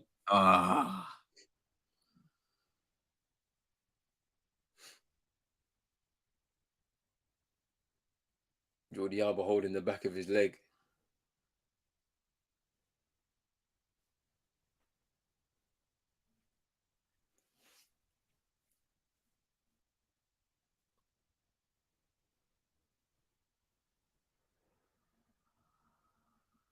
Ooh.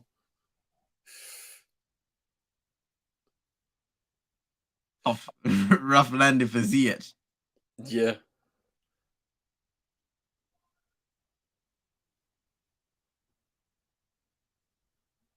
Gavi off. And Asensio off as well for Morata and Soler. Been a tough game for Gavi still. For the whole midfield of Spain. Busquets, Pedri.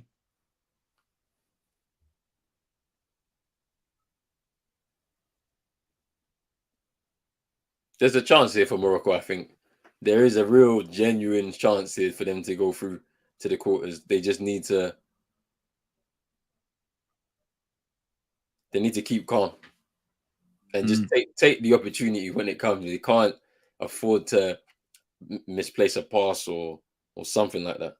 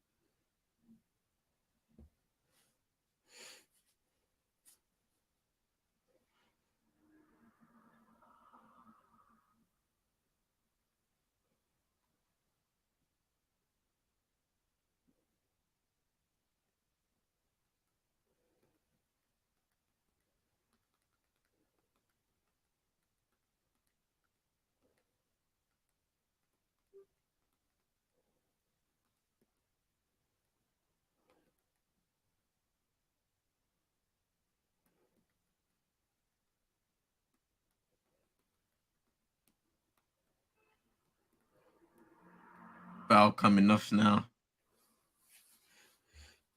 Yeah, his influence has kind of waned in the second half.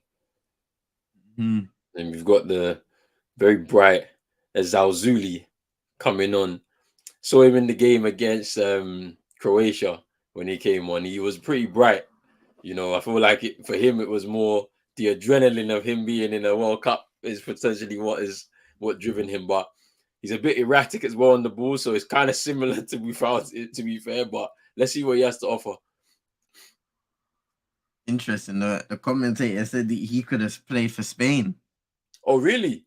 Yeah. Wow. That's interesting.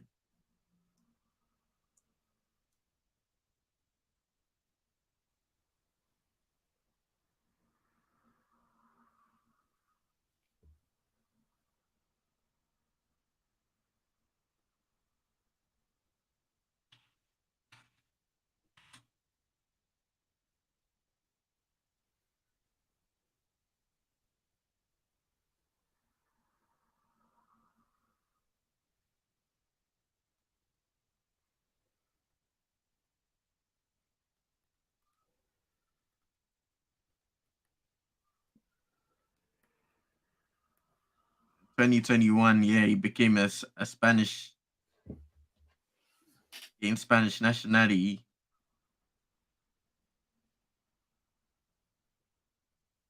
So at that time, he could have chose both Morocco or Spain, depending on if he got called up. Time.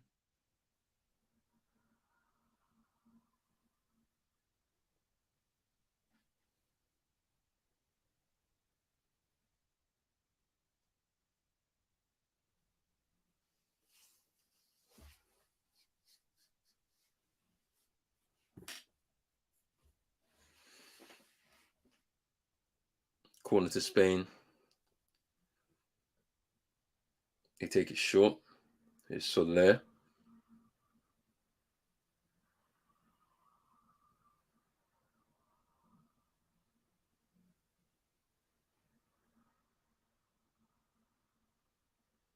Well worked. Morocco again, just making sure that they have to keep on passing that ball. Aren't any openings for Spain.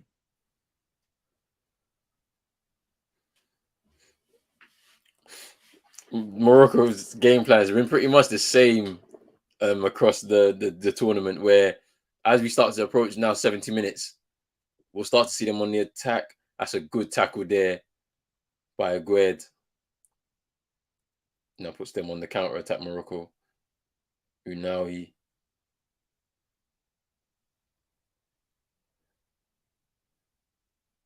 It's a Morocco throw.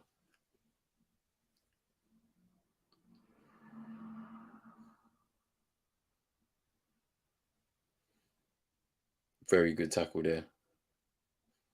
Perfectly timed.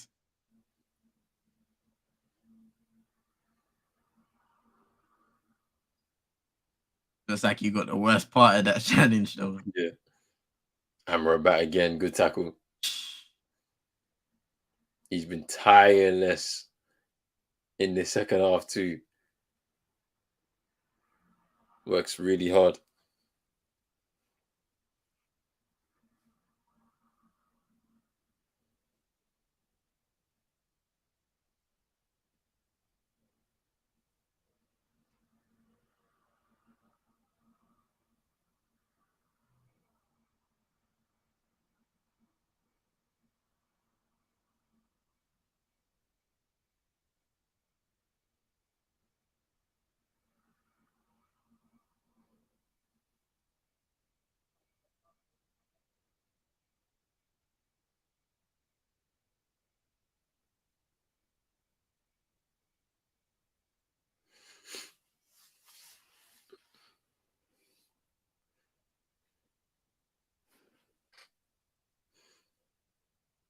It's Rodri. Laporte. Pedri.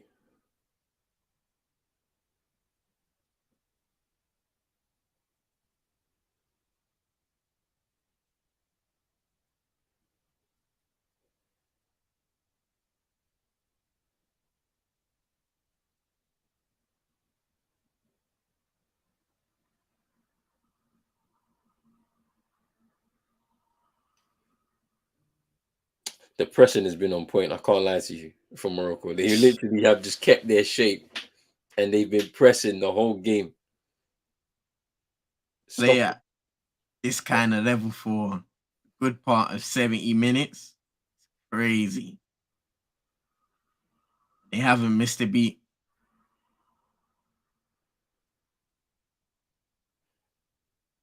I mean, look how hard even Ziyech is working.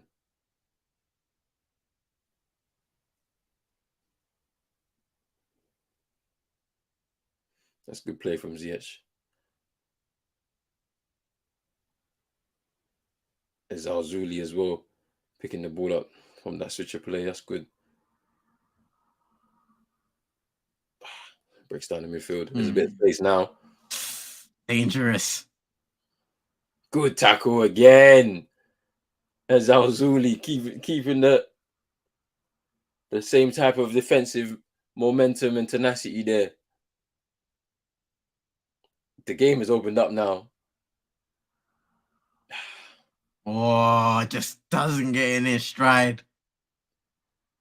There's a bit of tiredness now. I can see from Amala. He's a bit tired himself. Ziyech too. A little labor jogging now. Yeah, they need to make a couple of subs as well.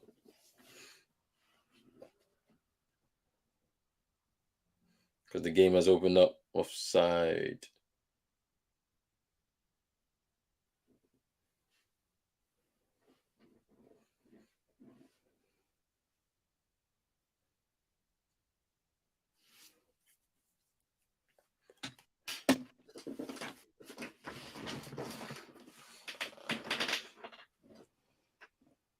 Nico Williams, the Kanakis, about to come on real soon.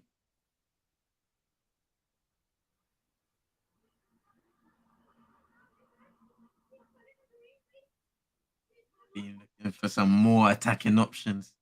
to freshen it up.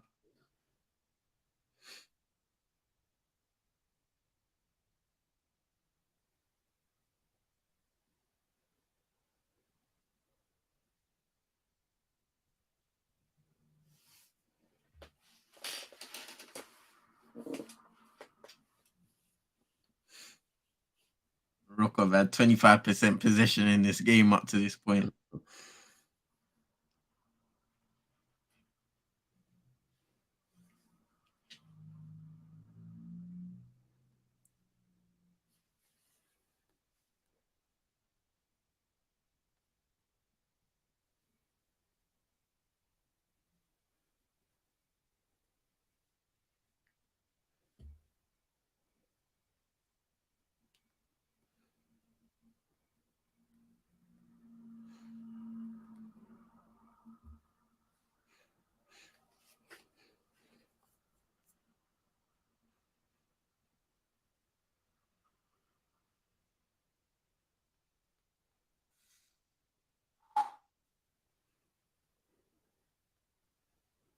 Saying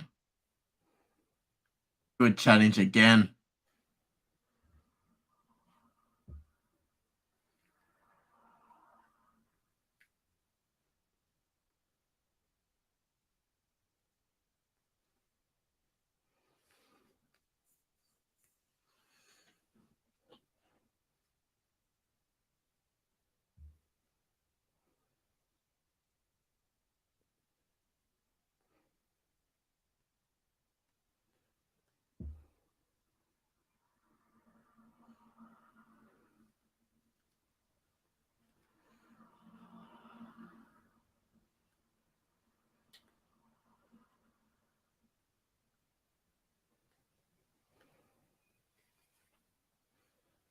Ferran Torres off. Nico Williams on now for Spain.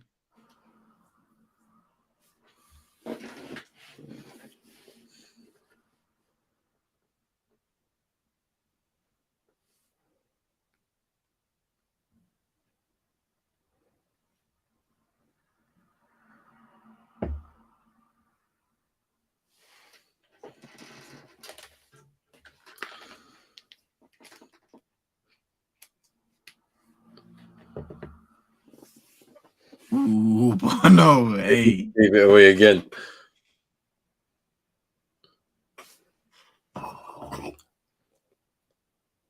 That extra touch that always gives you a bit of anxiety.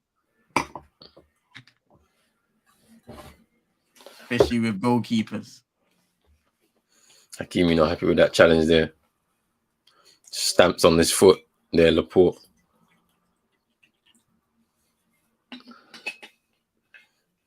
And gets booked for it. That is on that yellow card, fam. I look like he's been drawing on it.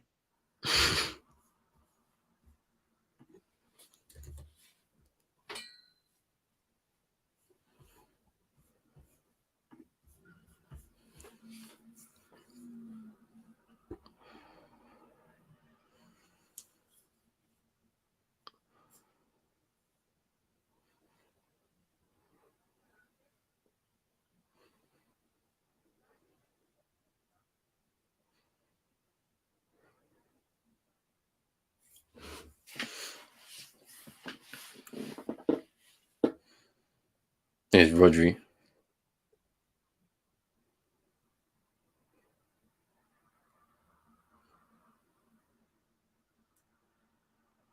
This is a Kanaki Evo. 1-0 is going to pens.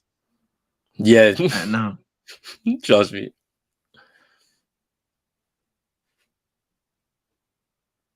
It's a little bit of a lucky ricochet.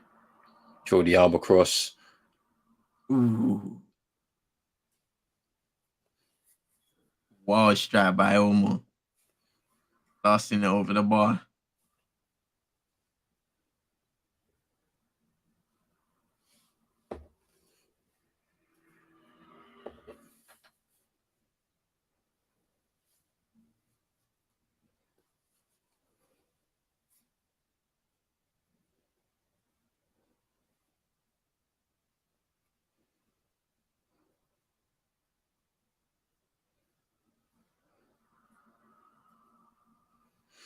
Bono with a kick out of play.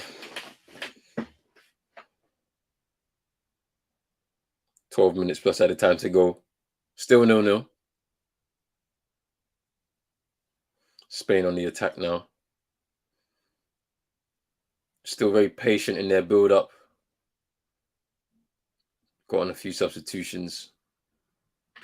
Interested to see Nico Williams and see what he has to offer on that right-hand side.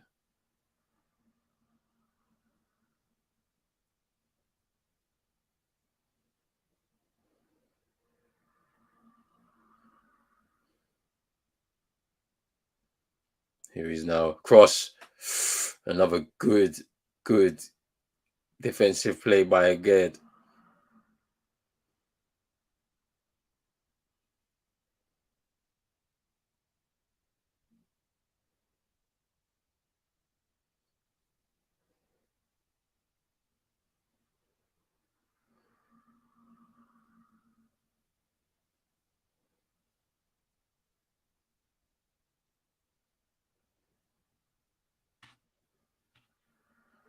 I think it's Sabiri about to come on for Morocco. He's been a good impact sub off the bench for them.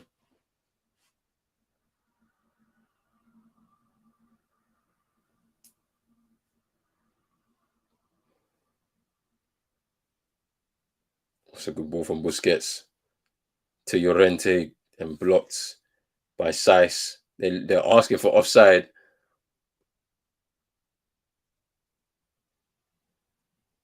Oh no, sorry, they're asking for a goal kick because they actually came off of Llorente last. Was he overruled? No. So corner to Spain still.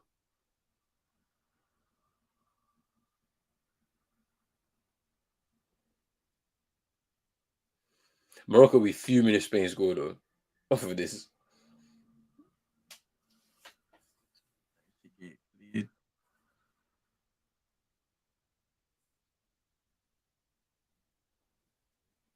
They haven't really delivered a lot of their set pieces or set pieces in general into the boxes. Just been played short. Not a lot of variety when it comes to that so far in this game.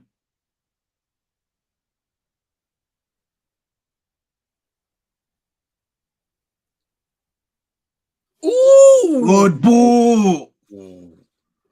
If somebody was at the back post, that's 1-0 Spain. Ooh!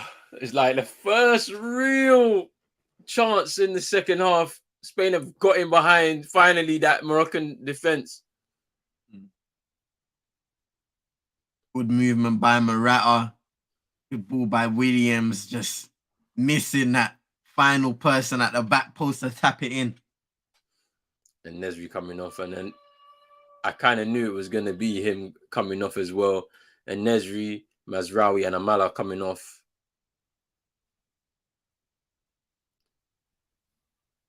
And yes, Sabiri, Chadira, and Tate Allah is on as well in their place. But yeah, this is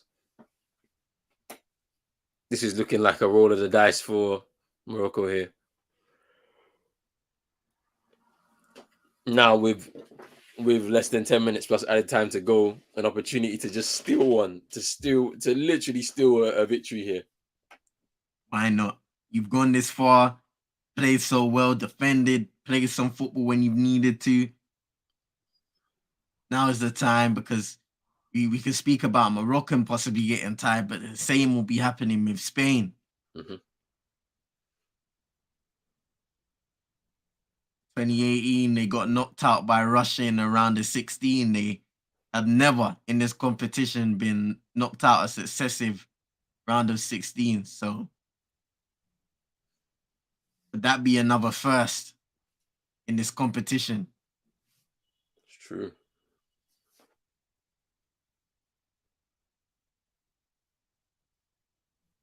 The Morocco bench are hilarious. They are fighting for every foul. Trust me.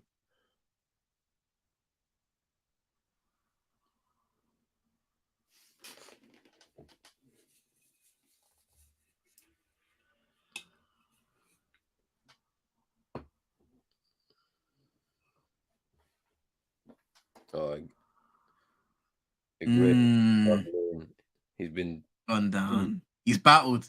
He's battled today. he's been key to Yeah. them at the back. Had a very good tournament so far. He ain't gonna get on that stretcher. But it'll be sad. This is his last game in the tournament.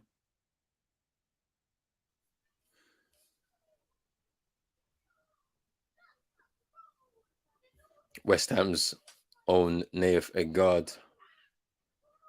In that regard, they won't be happy seeing that.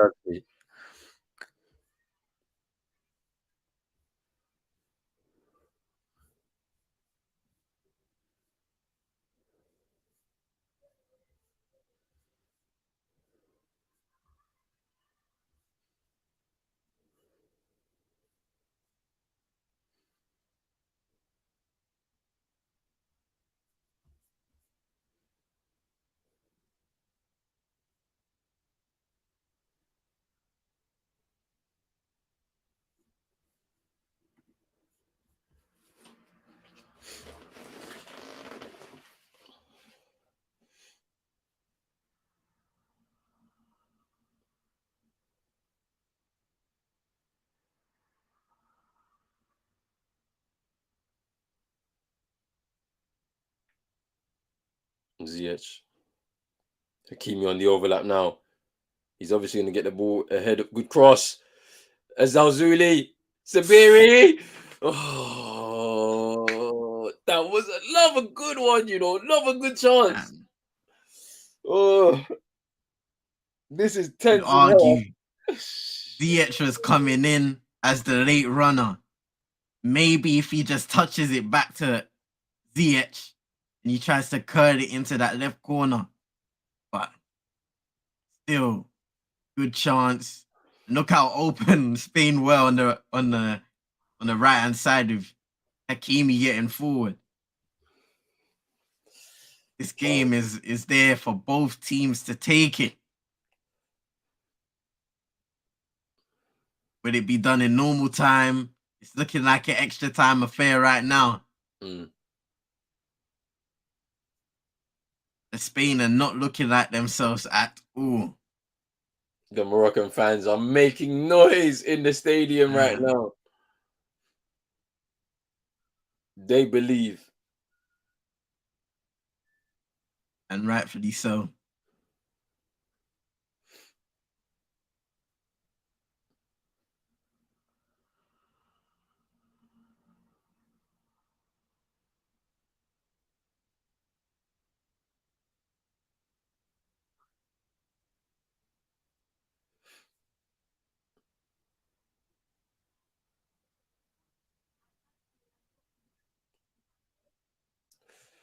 That's another good tackle there by Sice.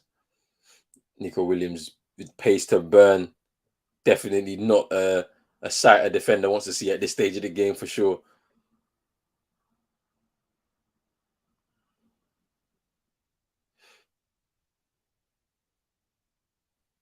He really showed his quality in this game. That ball he played in from Morata earlier on. Probably Spain's best chance of the second half, but deadlock hasn't been broken just yet. Hey, Simon, what's going on here? Giving away the ball again.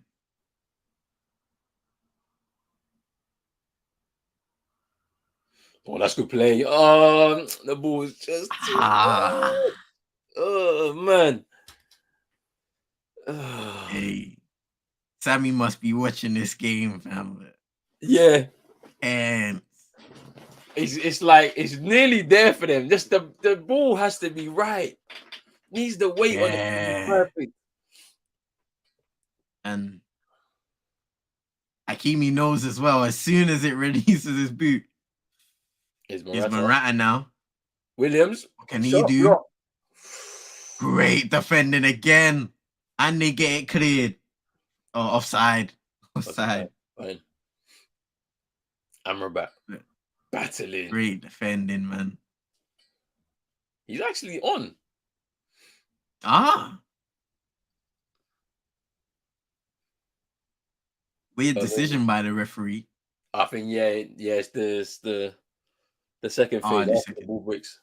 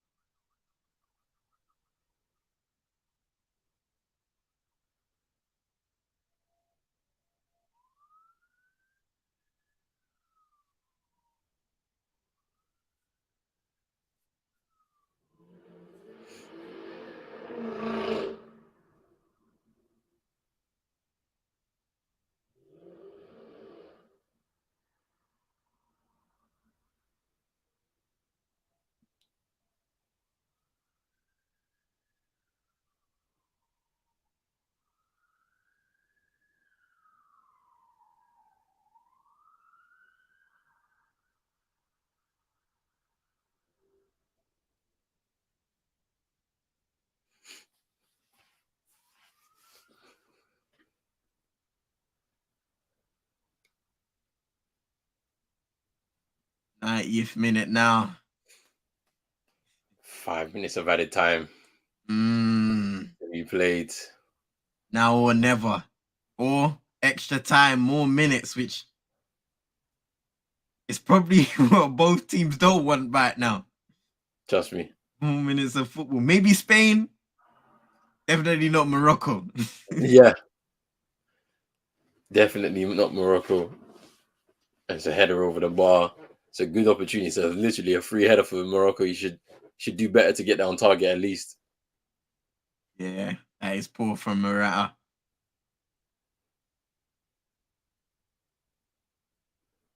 Guess his timing all wrong.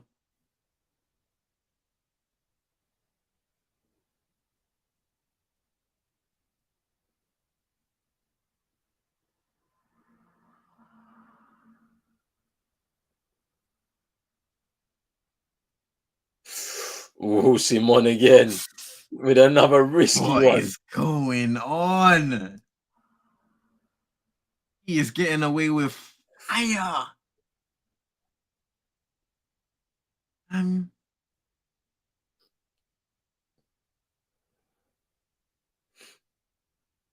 away with murder right now in this game.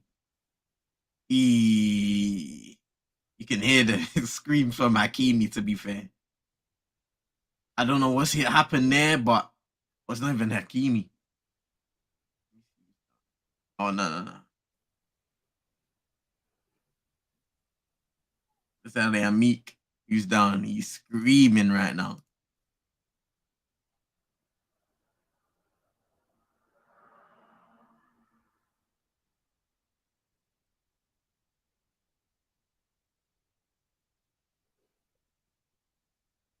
Back on his feet, though.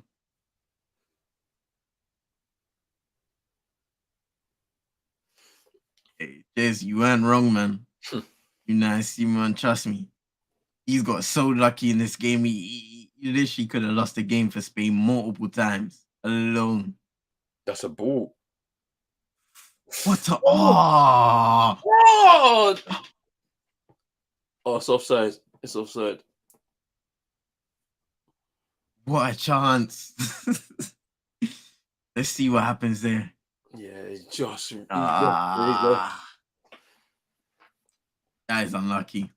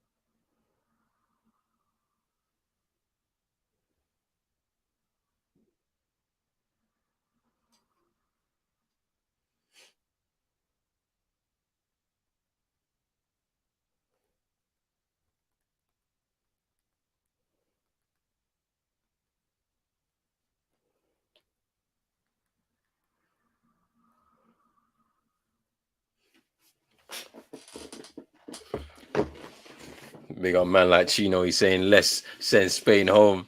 Hope you're good, my bro. Hope you're having a good start to your day. Come on. Let's say Spain home. I want them home, man. I can't lie. Trust me. Morocco have been well worth the victory in this game. I can't lie. Maybe not with chances, but the work rate, I'm commending them for it. They deserve something out of this game, man.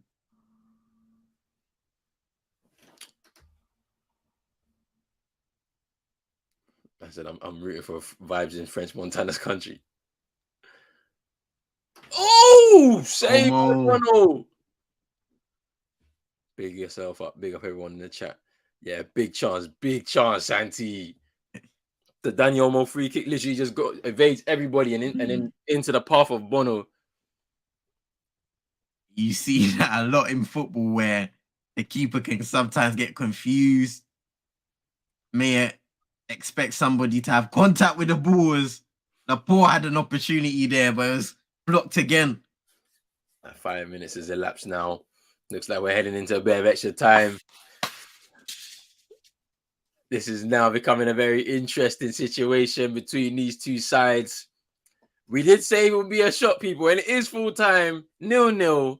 We're heading into some extra time. Another half an hour of football to go. Should be very, very, very, very interesting.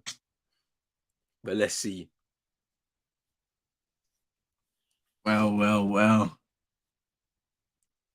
Just gonna talk it out on the pitch. See what they can do, both teams, really. Should be very, very interesting. What was your thoughts on that second half there, my bro? Like what kind of stuck out to you or caught your eye? You know what? It was an open game. I think both teams, spaces opened up for them in attacking positions. Morocco competed, man. There were some situations, great challenges, last ditch tackles, really pressing Spain, putting them under pressure. You just saw they struggled in possession Spain for the whole game, really, when you look at it. Weren't really able to boss the game, control the game like they expect to. And Morocco got the better of them in that regard. Even Spain, Morocco had some opportunities there where maybe if you're not in an offside position, if you're a slip away sometimes, a bad pass away, but it's been a really good game in the second half, first half overall, to be honest. And an extra time, I'm excited to see what happens because the more players get tired, you've seen Unai Simon make some mistakes in this game. Maybe Spanish defense can get caught out, like we've seen already. Maybe it's the Moroccans that will get caught out. You've seen Aguero come off with an injury, but they've still been able to stay solid at the back in midfield. But yeah, there's so much to play for in this game. Spain, they're definitely in trouble. I will say that because this isn't a game where you can look at it and say, nah, Spain are going to win this from here. It hasn't been like that for the whole game. Morocco have come to play, and it hasn't just been a situation where they've sat back and been defensive. They've gone out in certain spots of the game. They've analyzed it well. They've read the game and they said, all right, now it's time for us to play, get a bit of possession, go on a counter-attack and see if we can score a goal. And it hasn't worked out for them in terms of scoring that goal just yet, but everything else about this performance, I've loved it. Yeah, I mean, to be honest with you, Spain, they kind of look a bit short of ideas, in all honesty. Now it's kind of like they're gonna have to throw caution to the wind. Then they made that choice to try and go with a bit of pace up top with Williams. And what's interesting is that as they've tried to do that, there's been the spaces in behind for Morocco to exploit, but I feel like those tired legs are now playing balls a bit too strongly, and the weight of pass is gone. They have freshened it up in that front line a bit. As Al-Zuli's come on, Sabiri's up front now. So let's see if that's going to help them as well in this this period of extra time. But it is very, very interesting. Man like Kendall in here. What is good? Don't know about you, man, but the shape of Gavi's legs looks dodgy. But he's a top quality player. Gary's come off the pitch now. So it's going to be interesting how they are without him on the pitch. Pedri hasn't had much opportunity or space to play. So we'll have to wait and see if he wakes up and comes alive in this extra time period. But guys, you guys in the chat, let me know what is your prediction for this game now, seeing as it is 0-0. Are we going to penalties? Is it going to be done in extra time? Who will get the winner? Let me know. Let us know, because this is going to be very, very interesting. And don't forget, we still got more football as well tonight. Portugal against Switzerland could be another one of those type of games. I can see Switzerland definitely taking the game to Portugal. So it should be interesting.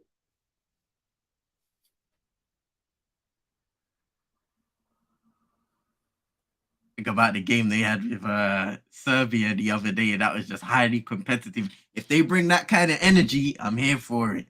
Trust me. There shouldn't be any respect really given to this Portuguese side. I don't care who's part of their starting lineup. I feel that maybe not man for man, but like from a team perspective, they can bring the game to Portugal and potentially cause a shock in that game. There could be one here though, because Spain have tried, but they've not been able to get in behind, except for that one time with Morata and that shot across the face of goal.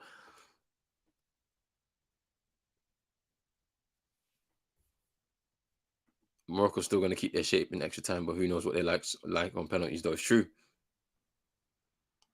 I would hope they've practiced already in terms of penalties.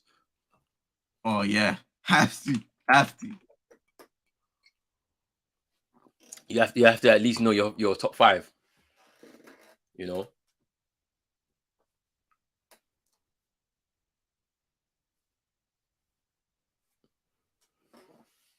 And we've kicked off in this. So this first period of extra time, 15 minutes for this first half of extra time.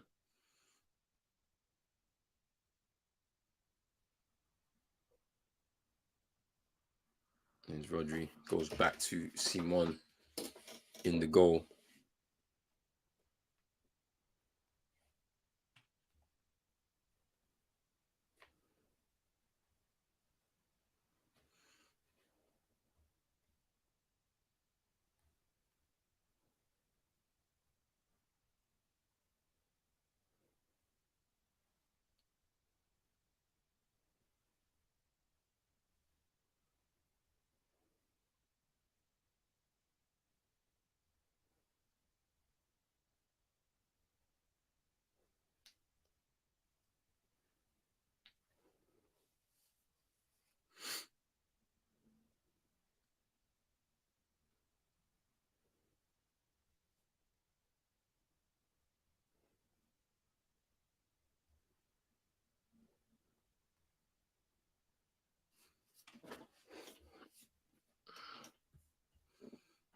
Jesus could be out for 3 months or more.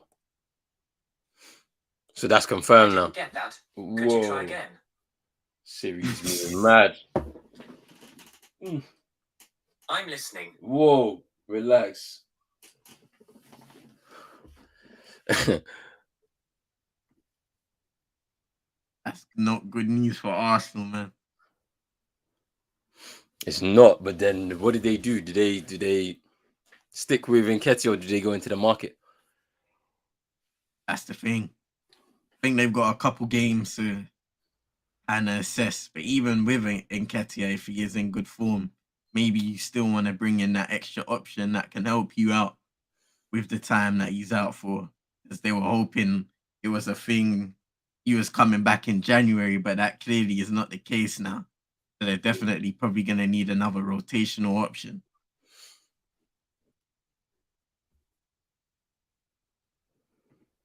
Siri De Bruyne.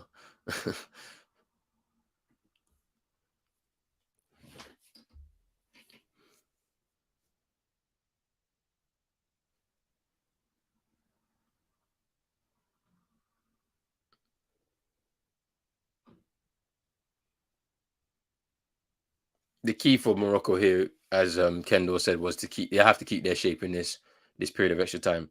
I feel like you've gotten this far to make a mistake by somebody being out of position or something like that. My bro, just give me 1 second. Sorry. Say no more, bro.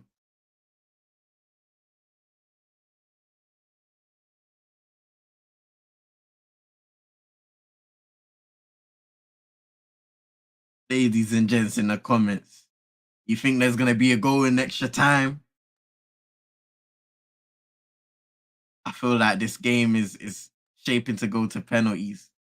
Man, Jay coming in with the Siri got us so scared.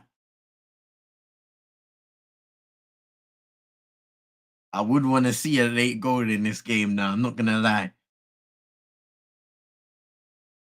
A minute to go in the second half of extra time. Why not slapping a goal? Forced turnovers. Amrabat has 14 and now Unahi has 11 and Ziyech has 9.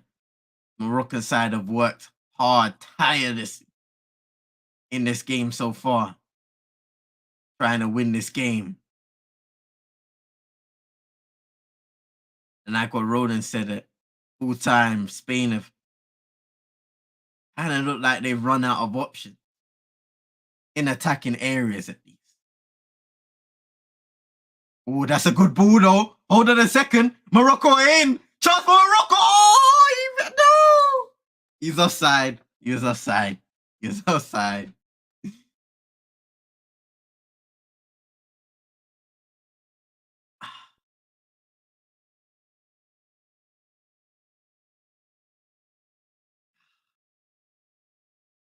Kedira. He looked like he was offside, to be fair. Tried to angle his run. But in the end, he was called for offside and he wasn't able to finish either. Santi saying, I'm thinking it goes to pens. Everyone looks gassed. It's true. Both teams, to be fair, they've done a lot of running. Even Spain, you got to give them credit where credit's due. They have worked hard defensively to try and win back that ball as quick as possible. Same with Morocco times 2, really.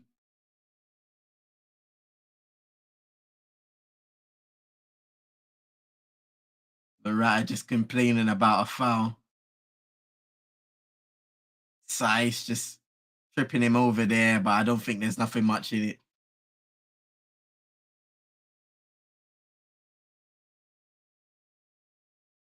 Spain in possession now. Jordi Alba. Pedri. Rodri playing in that centre-back partnership today with Aymeric Laporte of Manchester City. Manjay saying this won't go to pens. Here's Alba working down the left side for now. Switching it, making that Moroccan side move from left to right, right to left. The chip ball towards Williams, good defending. It will find him again though in the right side now. Laporte finding Pedri. Trying to chip it into the box towards Carlos Soler. Good defending. It finds Nico Williams now. Good defending again by Morocco. Can they go in the counter? No. Spain will receive it again. A nice flick by Busquets. Llorente gives it to Williams. Oh, nice skill by Nico Williams. Crosses it in. Just over the head of Morata.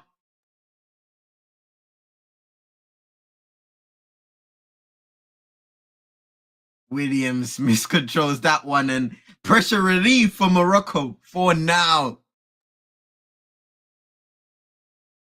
Looking at that cross from Nico Williams, just over the head of Morata. Needed to be a little bit lower.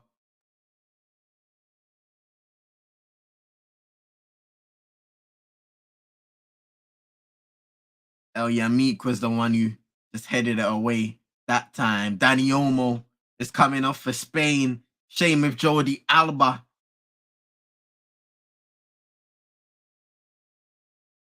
Substitutions, as Santi says. Ansu Fati coming on with Alejandro Balde.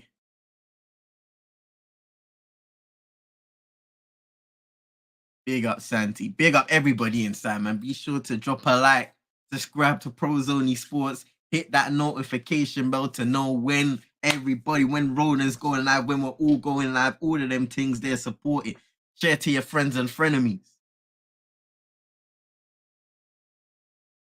And say free CM on Twitter. I got wrongly accused of selling Bandoodoo goods. It's not fair. Can't even access my account. It's locked up. They got me in prison. internet pen. It's not nice. It's not nice. But anyway, back to the game.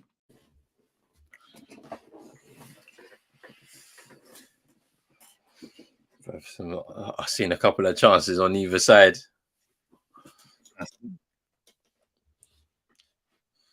And Jay saying this won't go to pens. There's a possibility that a goal could be scored here.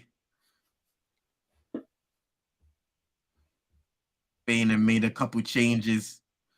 Ansu Fati, Balde coming on. Good ball over the top. Just headed away again.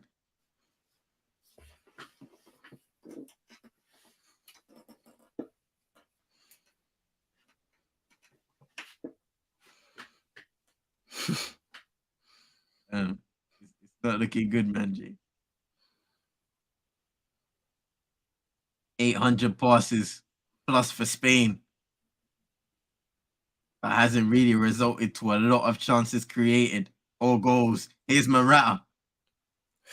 Oof.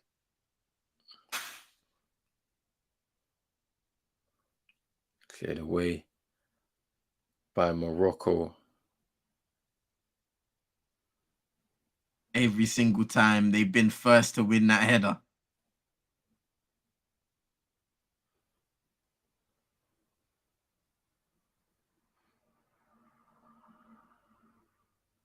Llorente. Header drops down Balde. And it's a shot blocked.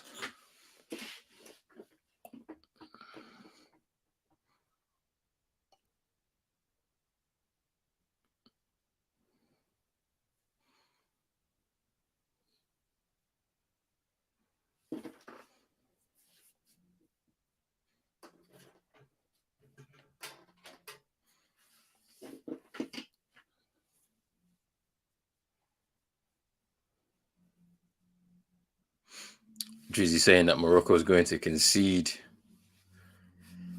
It's looking a little bit more likely now with the tired legs settling in for Morocco, but let's see. Let's see.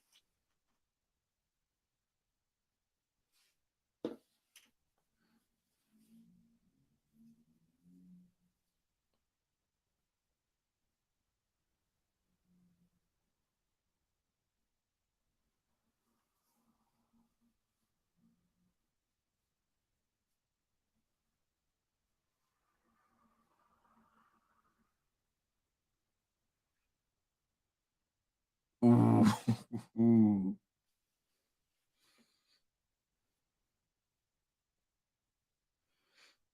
Yeah, it was a bit of a push from Zuli.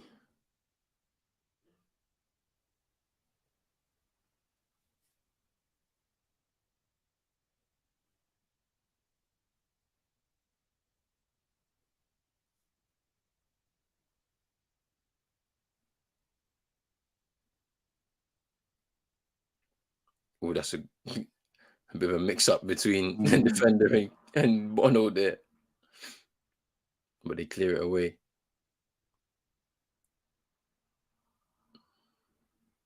One of the few times where the communication ain't been on song, but they're cool with it now as long as the situation is sorted out.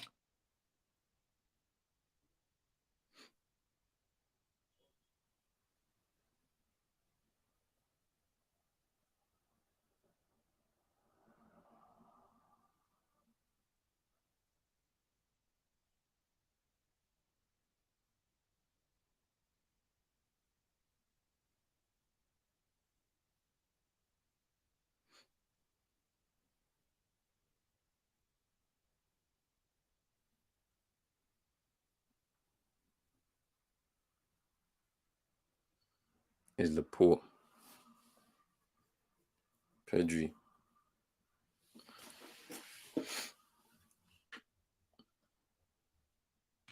Rodri takes a shot well over the bar.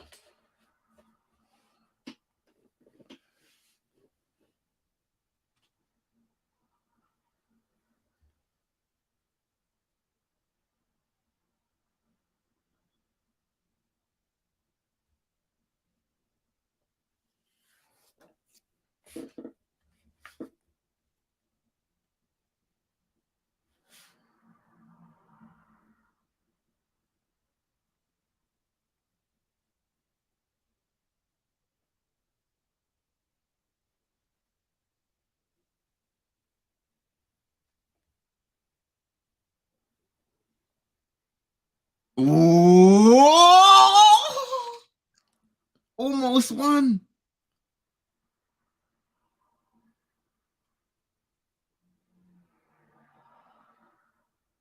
Morocco almost went ahead. Here comes Spain now on the other end. Good defending though. Saved by Simon. Ah.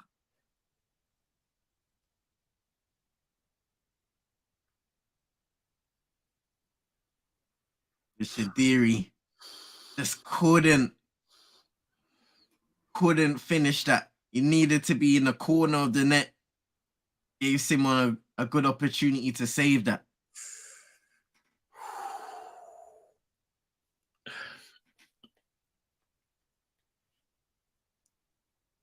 Fine margins. That was a chance. Big chance there.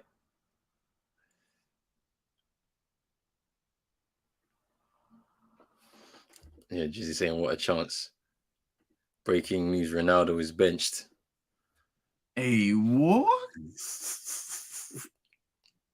That should be interesting. A lot to discuss on that. I can't even check my Twitter right now, but that sounds mad. But that might be the right call, you know, ladies and gents. I'm not gonna lie, it might be the right call. Because Ronaldo hasn't really been good in front of goal for Portugal. I think he's only scored one goal in this tournament so far, that penalty against Ghana. That's pretty much it, yeah. I mean, we've been hearing a few rumors about it, you know, because maybe he's been stripped to the captaincy or something like that as the, you know, and so he's not been happy about it or something. So that's pretty interesting as well. Yeah, because Santos was speaking about a situation. I think it was the way he reacted about being subbed or something like that he wasn't happy with. So could be a few bits of tension in the camp, or at least between Ronaldo and the manager. Maybe the teammates, who knows? True.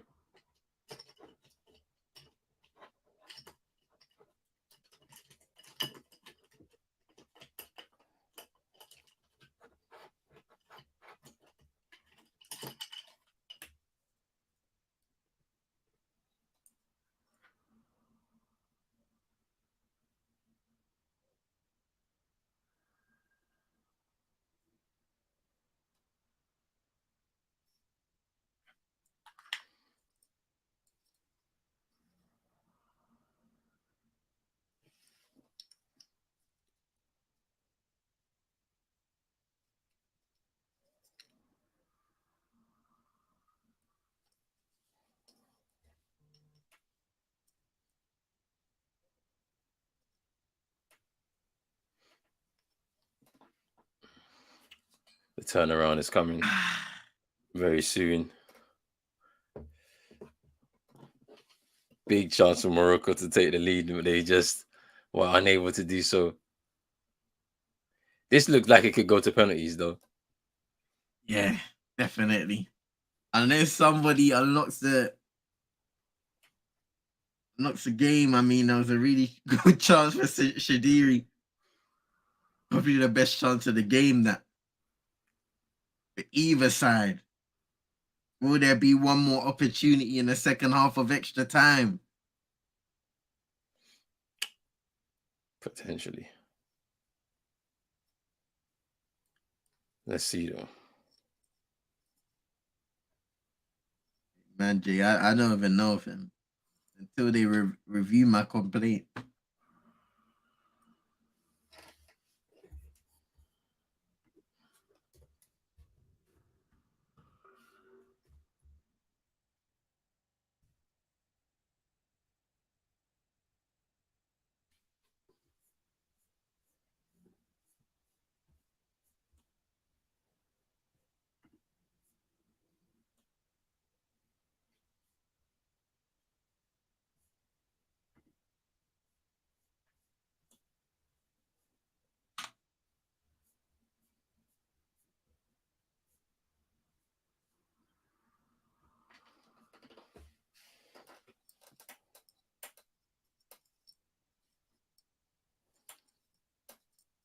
It might be Pence, no doubt.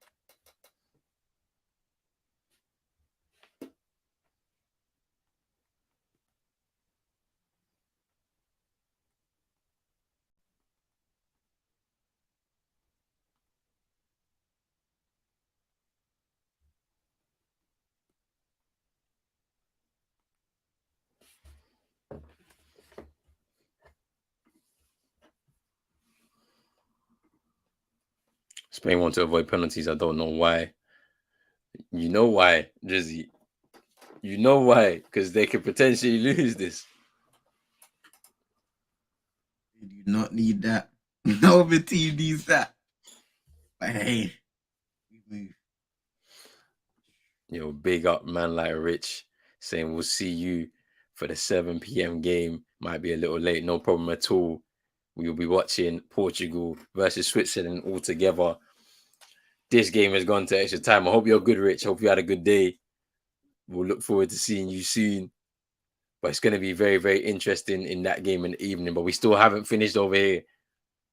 Still so much to play for.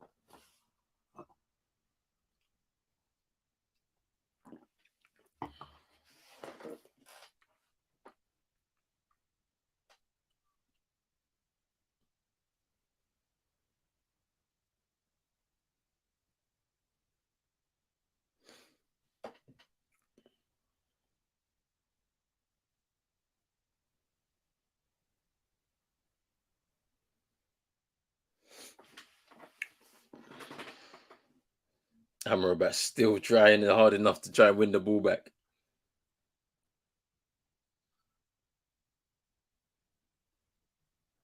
I think he's been man of the match, you know. I can't lie to you. Trust me. The work rate.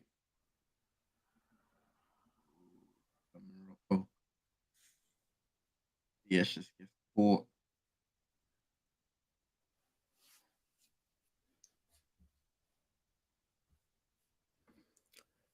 Rich saying he had a good day at work. That's good to hear. The girls want to put up the Christmas tree. Hey, bro, I had to go get my Christmas tree at my lunch break today, fam. I can't lie to you. Come on, man. Nothing like a few Christmas lights. You know what I'm saying?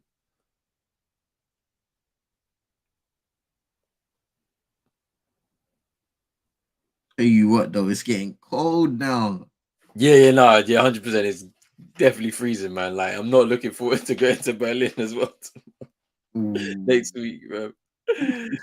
Because apparently it's like -2 there. It's gonna be snowing as well when I get there still.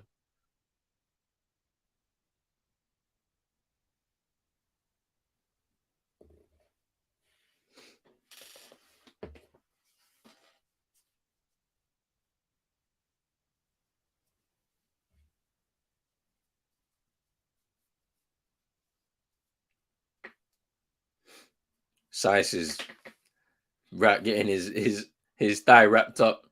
He's feeling a little problem in his hamstring. That's not gonna hold him for the. I just sub, but I know he doesn't want to come off right now.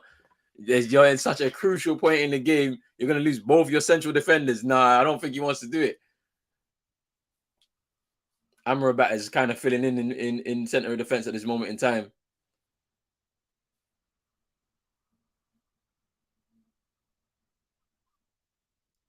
Just don't want that to hurt you down the line, but there's still quite a few minutes to be played in this half of extra time.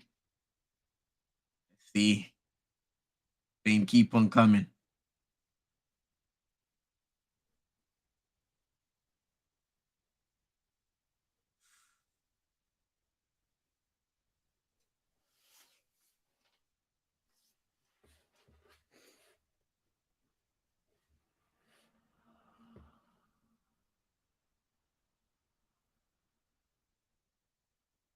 Nico Williams ball touch.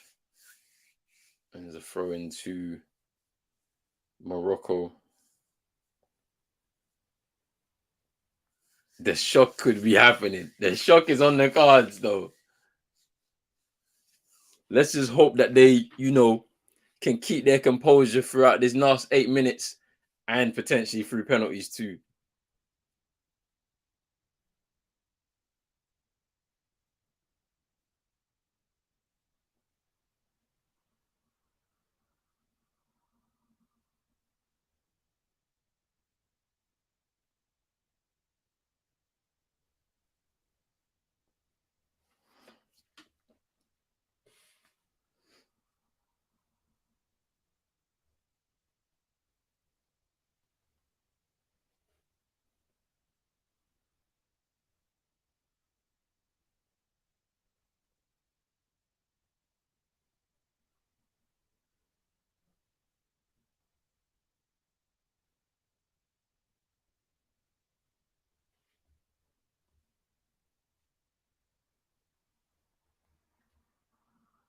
Hey, Sice is out there limping, fam. Yeah.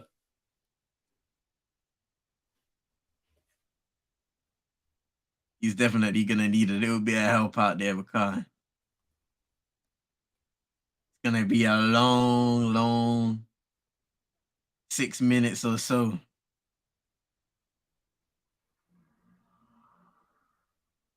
Oh, here, hold on. Here they come. Shadiri. Oh, the touch. Breaks down. And there were runners on the right side.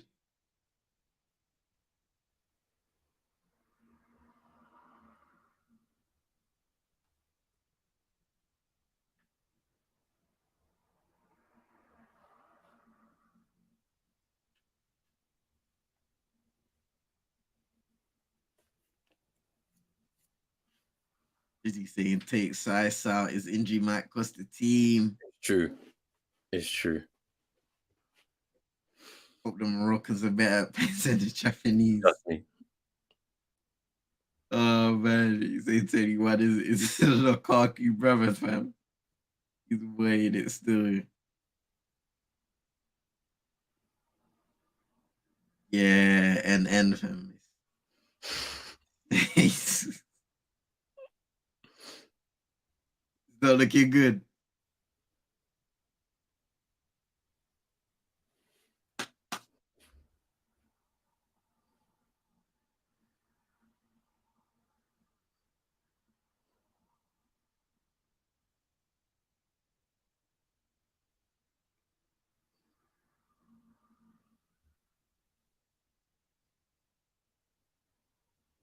Busy thinks Morocco are losing on pens.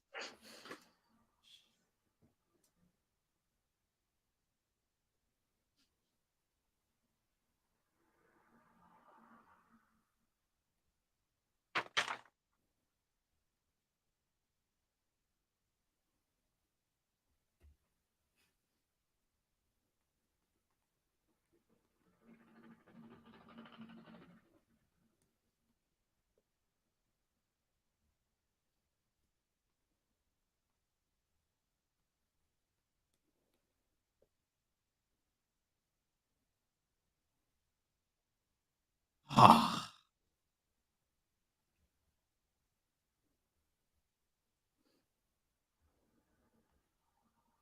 Oh no. Here comes Spain. Morata, poor ball. Iron legs. Poor decisions on the other end. Two Moroccan teammates taking out each other before they can even put in a cross. Yeah, Morata caught in 2 man Strizzy. The space did open up for Morata to shoot, but at the same time, he tries to play in Ansu Fati.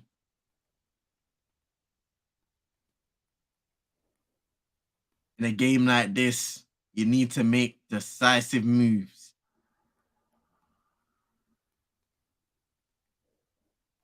Moroccan fans still loud to the very end. Here's Williams. Good move. Oh, Hakimi headering it over the bar.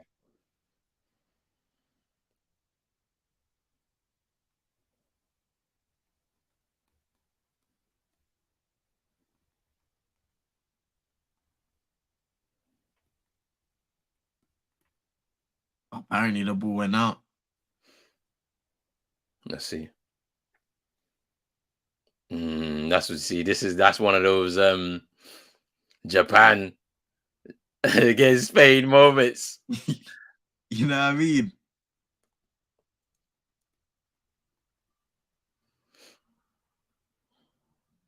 And that was tight as well.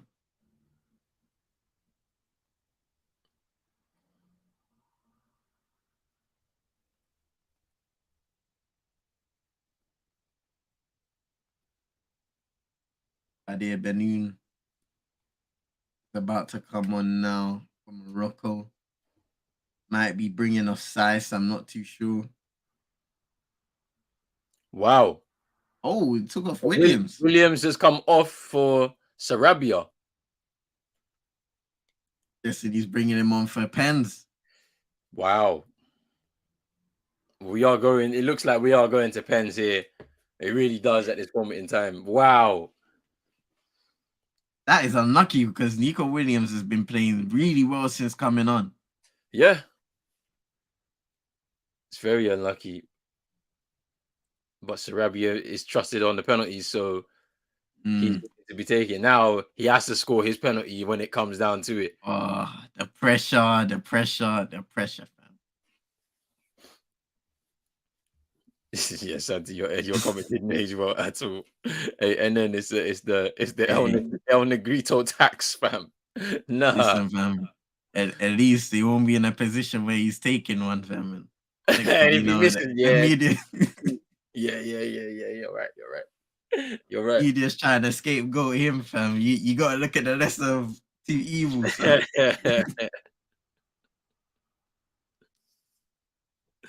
And then don't let me block you off again, fam. I'll block you, fam. Then you be stuck, fam. Stuck in purgatory, fam. Headed out. Soon into the 30th minute of extra time. This could be it. and Spain find a winner? Or can it be Morocco?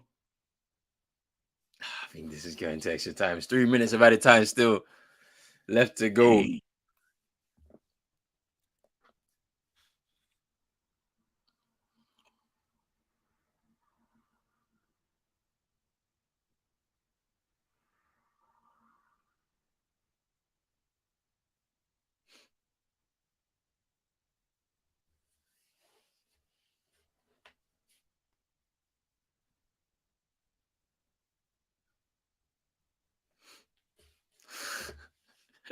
Nah.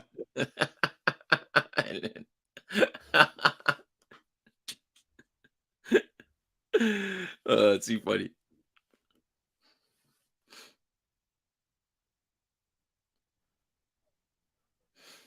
Yeah, this is going to penalties.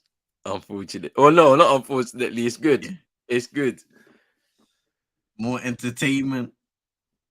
Everybody inside. Big ups to everybody, man. Drop a like on this video. Come on. The Watchalongs keep on coming. World Cup 2022. Subscribe if you're new. Share it to everyone you know. Pros only sports people. Oh my! Oh no! I thought it was going on goal. I really thought it was an own goal. Yo, I really thought the way, the angle was mad. Imagine, yo.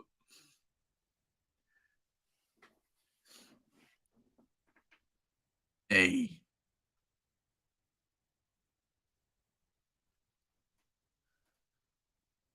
Rabia to put in. That would have been heartbreaking. Imagine. You defend so well for an own goal to finish you, bruv. Heartbreaking. Busquets. Fatty.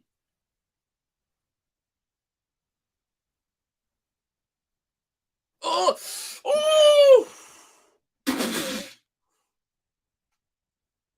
Sarabia. The substitute could have won it.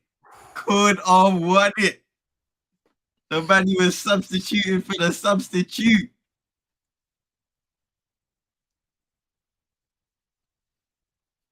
Clips the post. It clips the post. Oh. This is a game. That was the chance. Ooh, Spain. Wow. Hey, Morocco. They must be praying, man. That is it. Penalties. Penalties.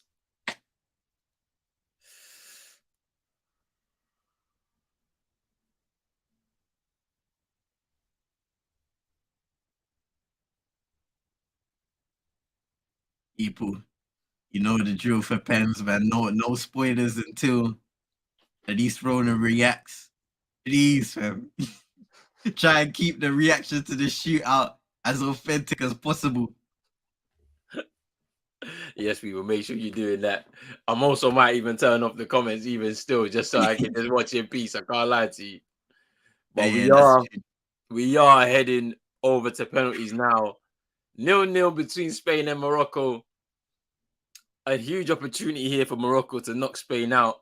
Spain are notoriously good with penalties. However, could the tired legs get a bit of adrenaline in them from the Moroccans to try and send them through? Let's see.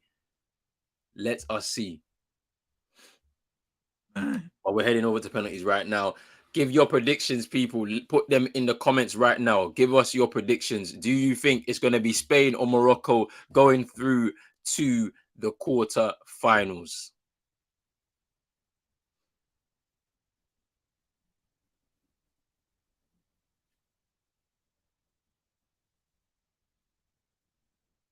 Them Pens time doesn't get much closer than that. What an ending. Bring on Pen saying brush.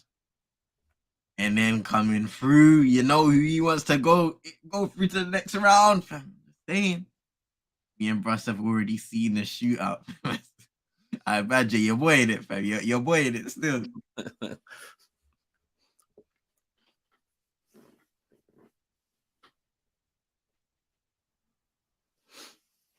Andre's saying Spain on penalties.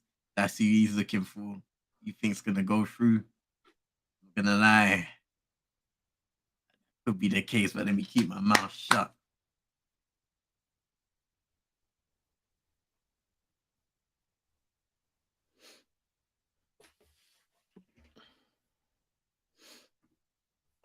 That Japan shootout was pain.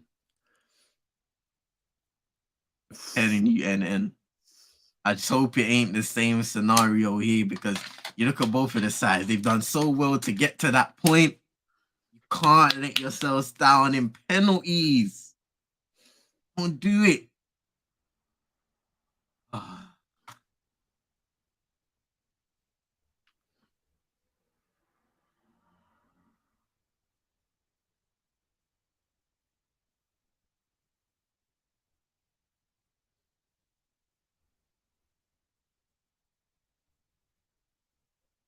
What time is it in Qatar right now?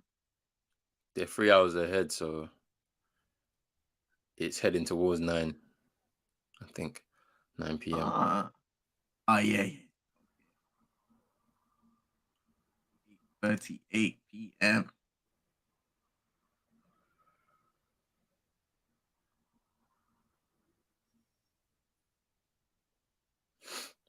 The coach giving some encouragement there to the players ahead of this penalty shootout, sorting out who's gonna go.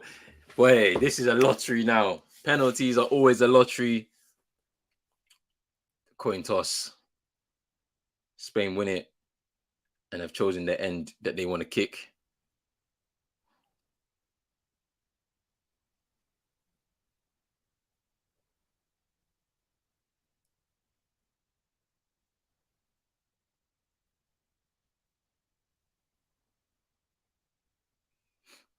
And it looks like Morocco will be first to shoot.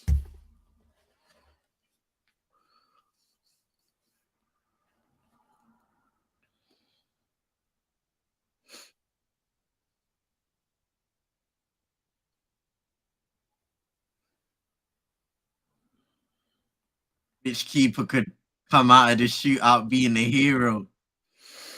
Unai Simon has had a good game, but could he turn it around? Bono, been a solid performance from him.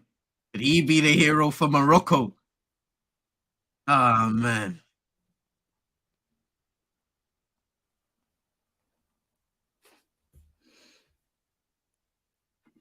Now is the time when the most important distance is the 6 inches between the ears, which is true. Bono about to Bono it up. Hey, respect Bono. He's been really good in this tournament, and I feel like he's got something in his locker for the Spanish. I can't lie. But Morocco will be shooting first. And yes, no spoilers, people. No spoilers. Composure and focus. Let's do it. I'm turning off the comments just in case anyone decides to break the rules here during the penalty shootout. Sabiri stepping up to take the first win from Morocco.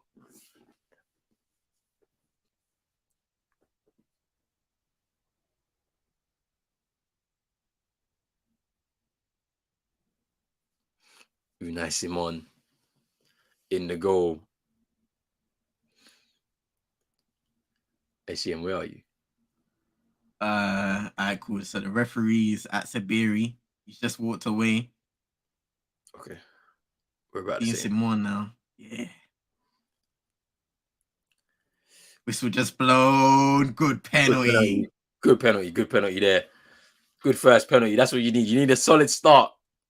Solid start to build up the lead. It's a good penalty by Sabiri. Sends Simon the other way. And now the man that they did bring on, Nico Williams, kicks off for Spain. Pablo Sarabia up against Bono. Starting it off, there's a lot of pressure to get your team back in the shootout. 1-1. First penalty. This is going to be interesting because if he misses this, let's see. Oh, he misses! The post! And he missed! The substitute, Sarabia, who comes on for a substitute in Nico Williams, hits the post. Wow.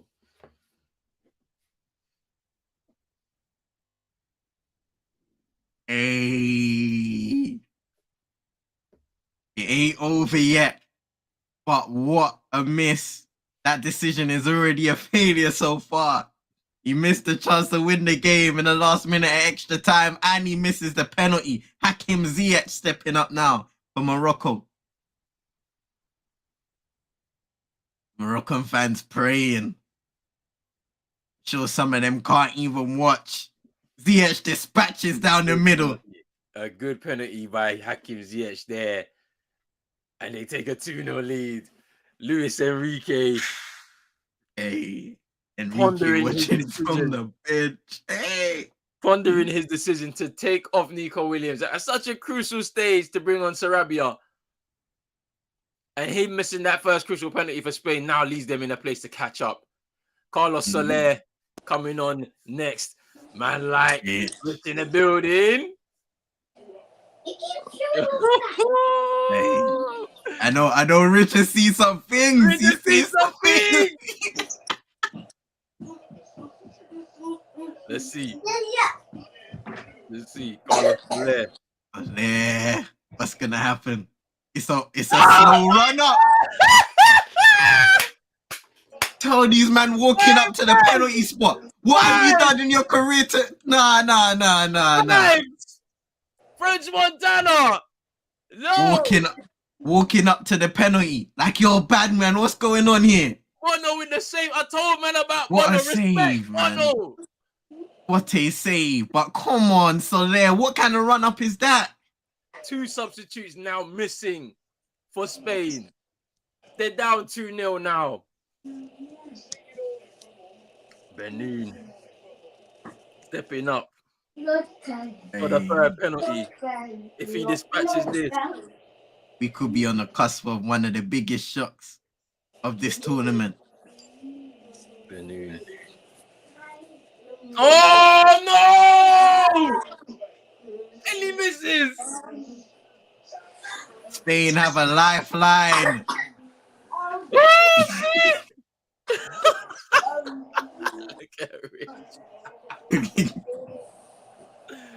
Oh wow!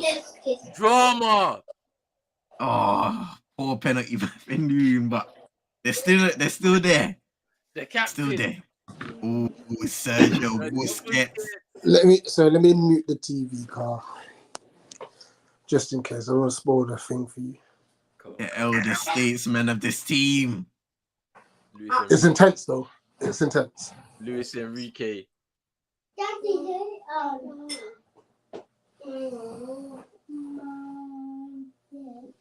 Busquets. Whistle blown.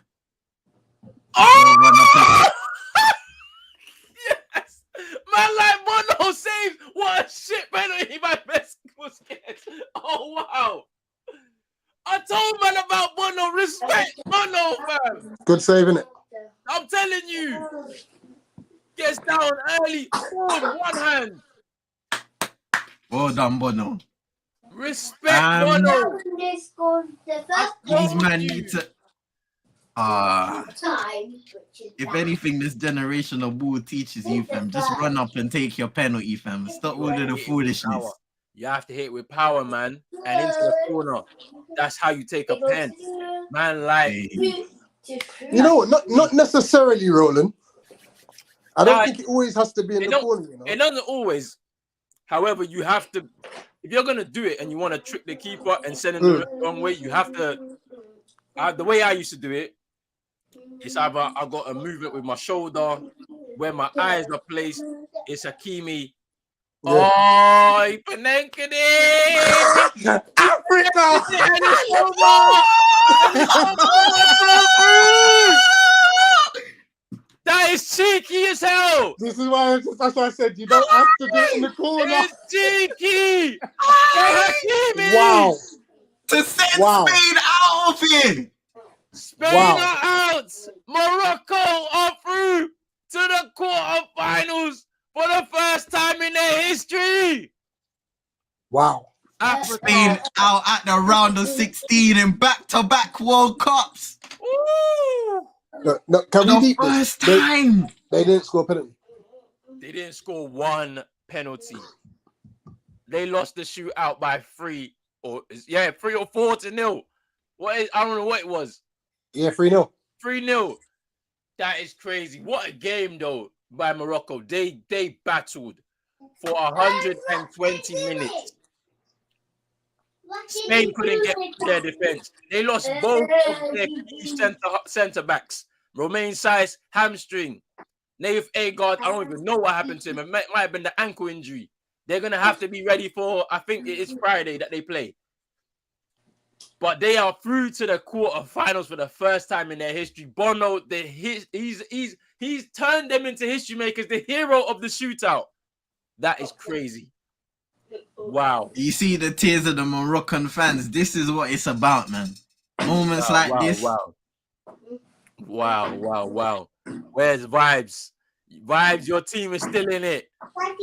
Is he gonna call me Infantino anymore? Nah, he can't now. Hey, Wow. look at Bono, man. That's a nice moment. The hero. That is a nice moment, man. The hero. All right, take it. Too many. Brothers. Man, like I'll catch you in a bit. Hey, Rich will be back here soon in about an hour's time. So, hey, Vibes is coming through. Say something, but no. Say something. Vibes. Respect my team drawing ability. Hey, no, listen. It's still racismo. It's still man. It's still racismo. Oh, where's Sammy as well? Sammy, where are you at? Sammy, where are you at? Oh, for real. Hey, listen. Where I'll are go you? home for extra time. You know, this is mad. This is mad. Yo. Hey, we have to raid him on Twitch, fam. Raid Enrique on Twitch, fam. Yo. Hey, we broke the curse. You know, it's always teams who take the penalty second who win.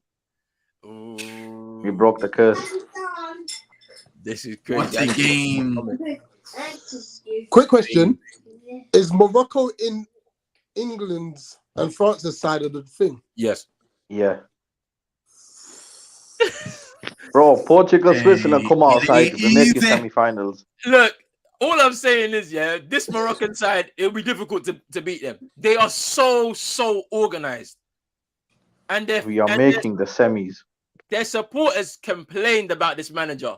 Look at the way that the players are loving this guy. Look at the way they're raising him. They complained about him. They said he was too pragmatic. The whole game, brothers, out there. I'll catch you in a bit. Let me sort the game out. Listen. For the whole game, he was out there barking orders every single part of the game. I don't think I saw a minute where he was on the bench. He was out there with his troops fighting. Same way. That is the mentality that they've adopted. For this whole game, 120 minutes plus penalties, they fought. They defended like warriors. Injuries, fatigue. They fought through it just for this moment. We're looking at this Panenka to win the game and send them through against Spain. Incredible. That is crazy. You see that guy up front, yeah, was causing me stress. The Moroccan balling goalie. I don't know who he is. Big man, not again. You don't need to come on again. No. was cold, don't lie, bro. No. The only thing that was cold was his touch because that went all over the place. I don't want to see him again. I do not need to see him again. Oh, wow. But yeah, Morocco have made history for their country by getting to the quarterfinals for the first time. Hey, Brush. Holland, Morocco semi-final. Who's up for it? Wow. This is crazy. This is crazy. Or final, actually. I think we're on different sides. Yeah, you're on different sides. You won't meet until we'll meet in the final. We'll meet the. You see how the guy who plays in Qatar missed a penalty? I'm just saying. Oh man, yo, this has been lit. I can't lie. Look at the tears in the eyes of the Moroccan people, man. It's crazy. But the way they handled Spain in that shootout, a Panenka by Hakimi to win it is cheeky as hell. Yo, hey, Sammy, big yourself up, Sammy, man. Bro, I know you're enjoying this right now. I know the whole country's going crazy right now. Big up Sammy, man, each and every time still. But yo, this has been a very interesting game. Morocco through. They face the winner of the next game that we're going to be watching. Wow.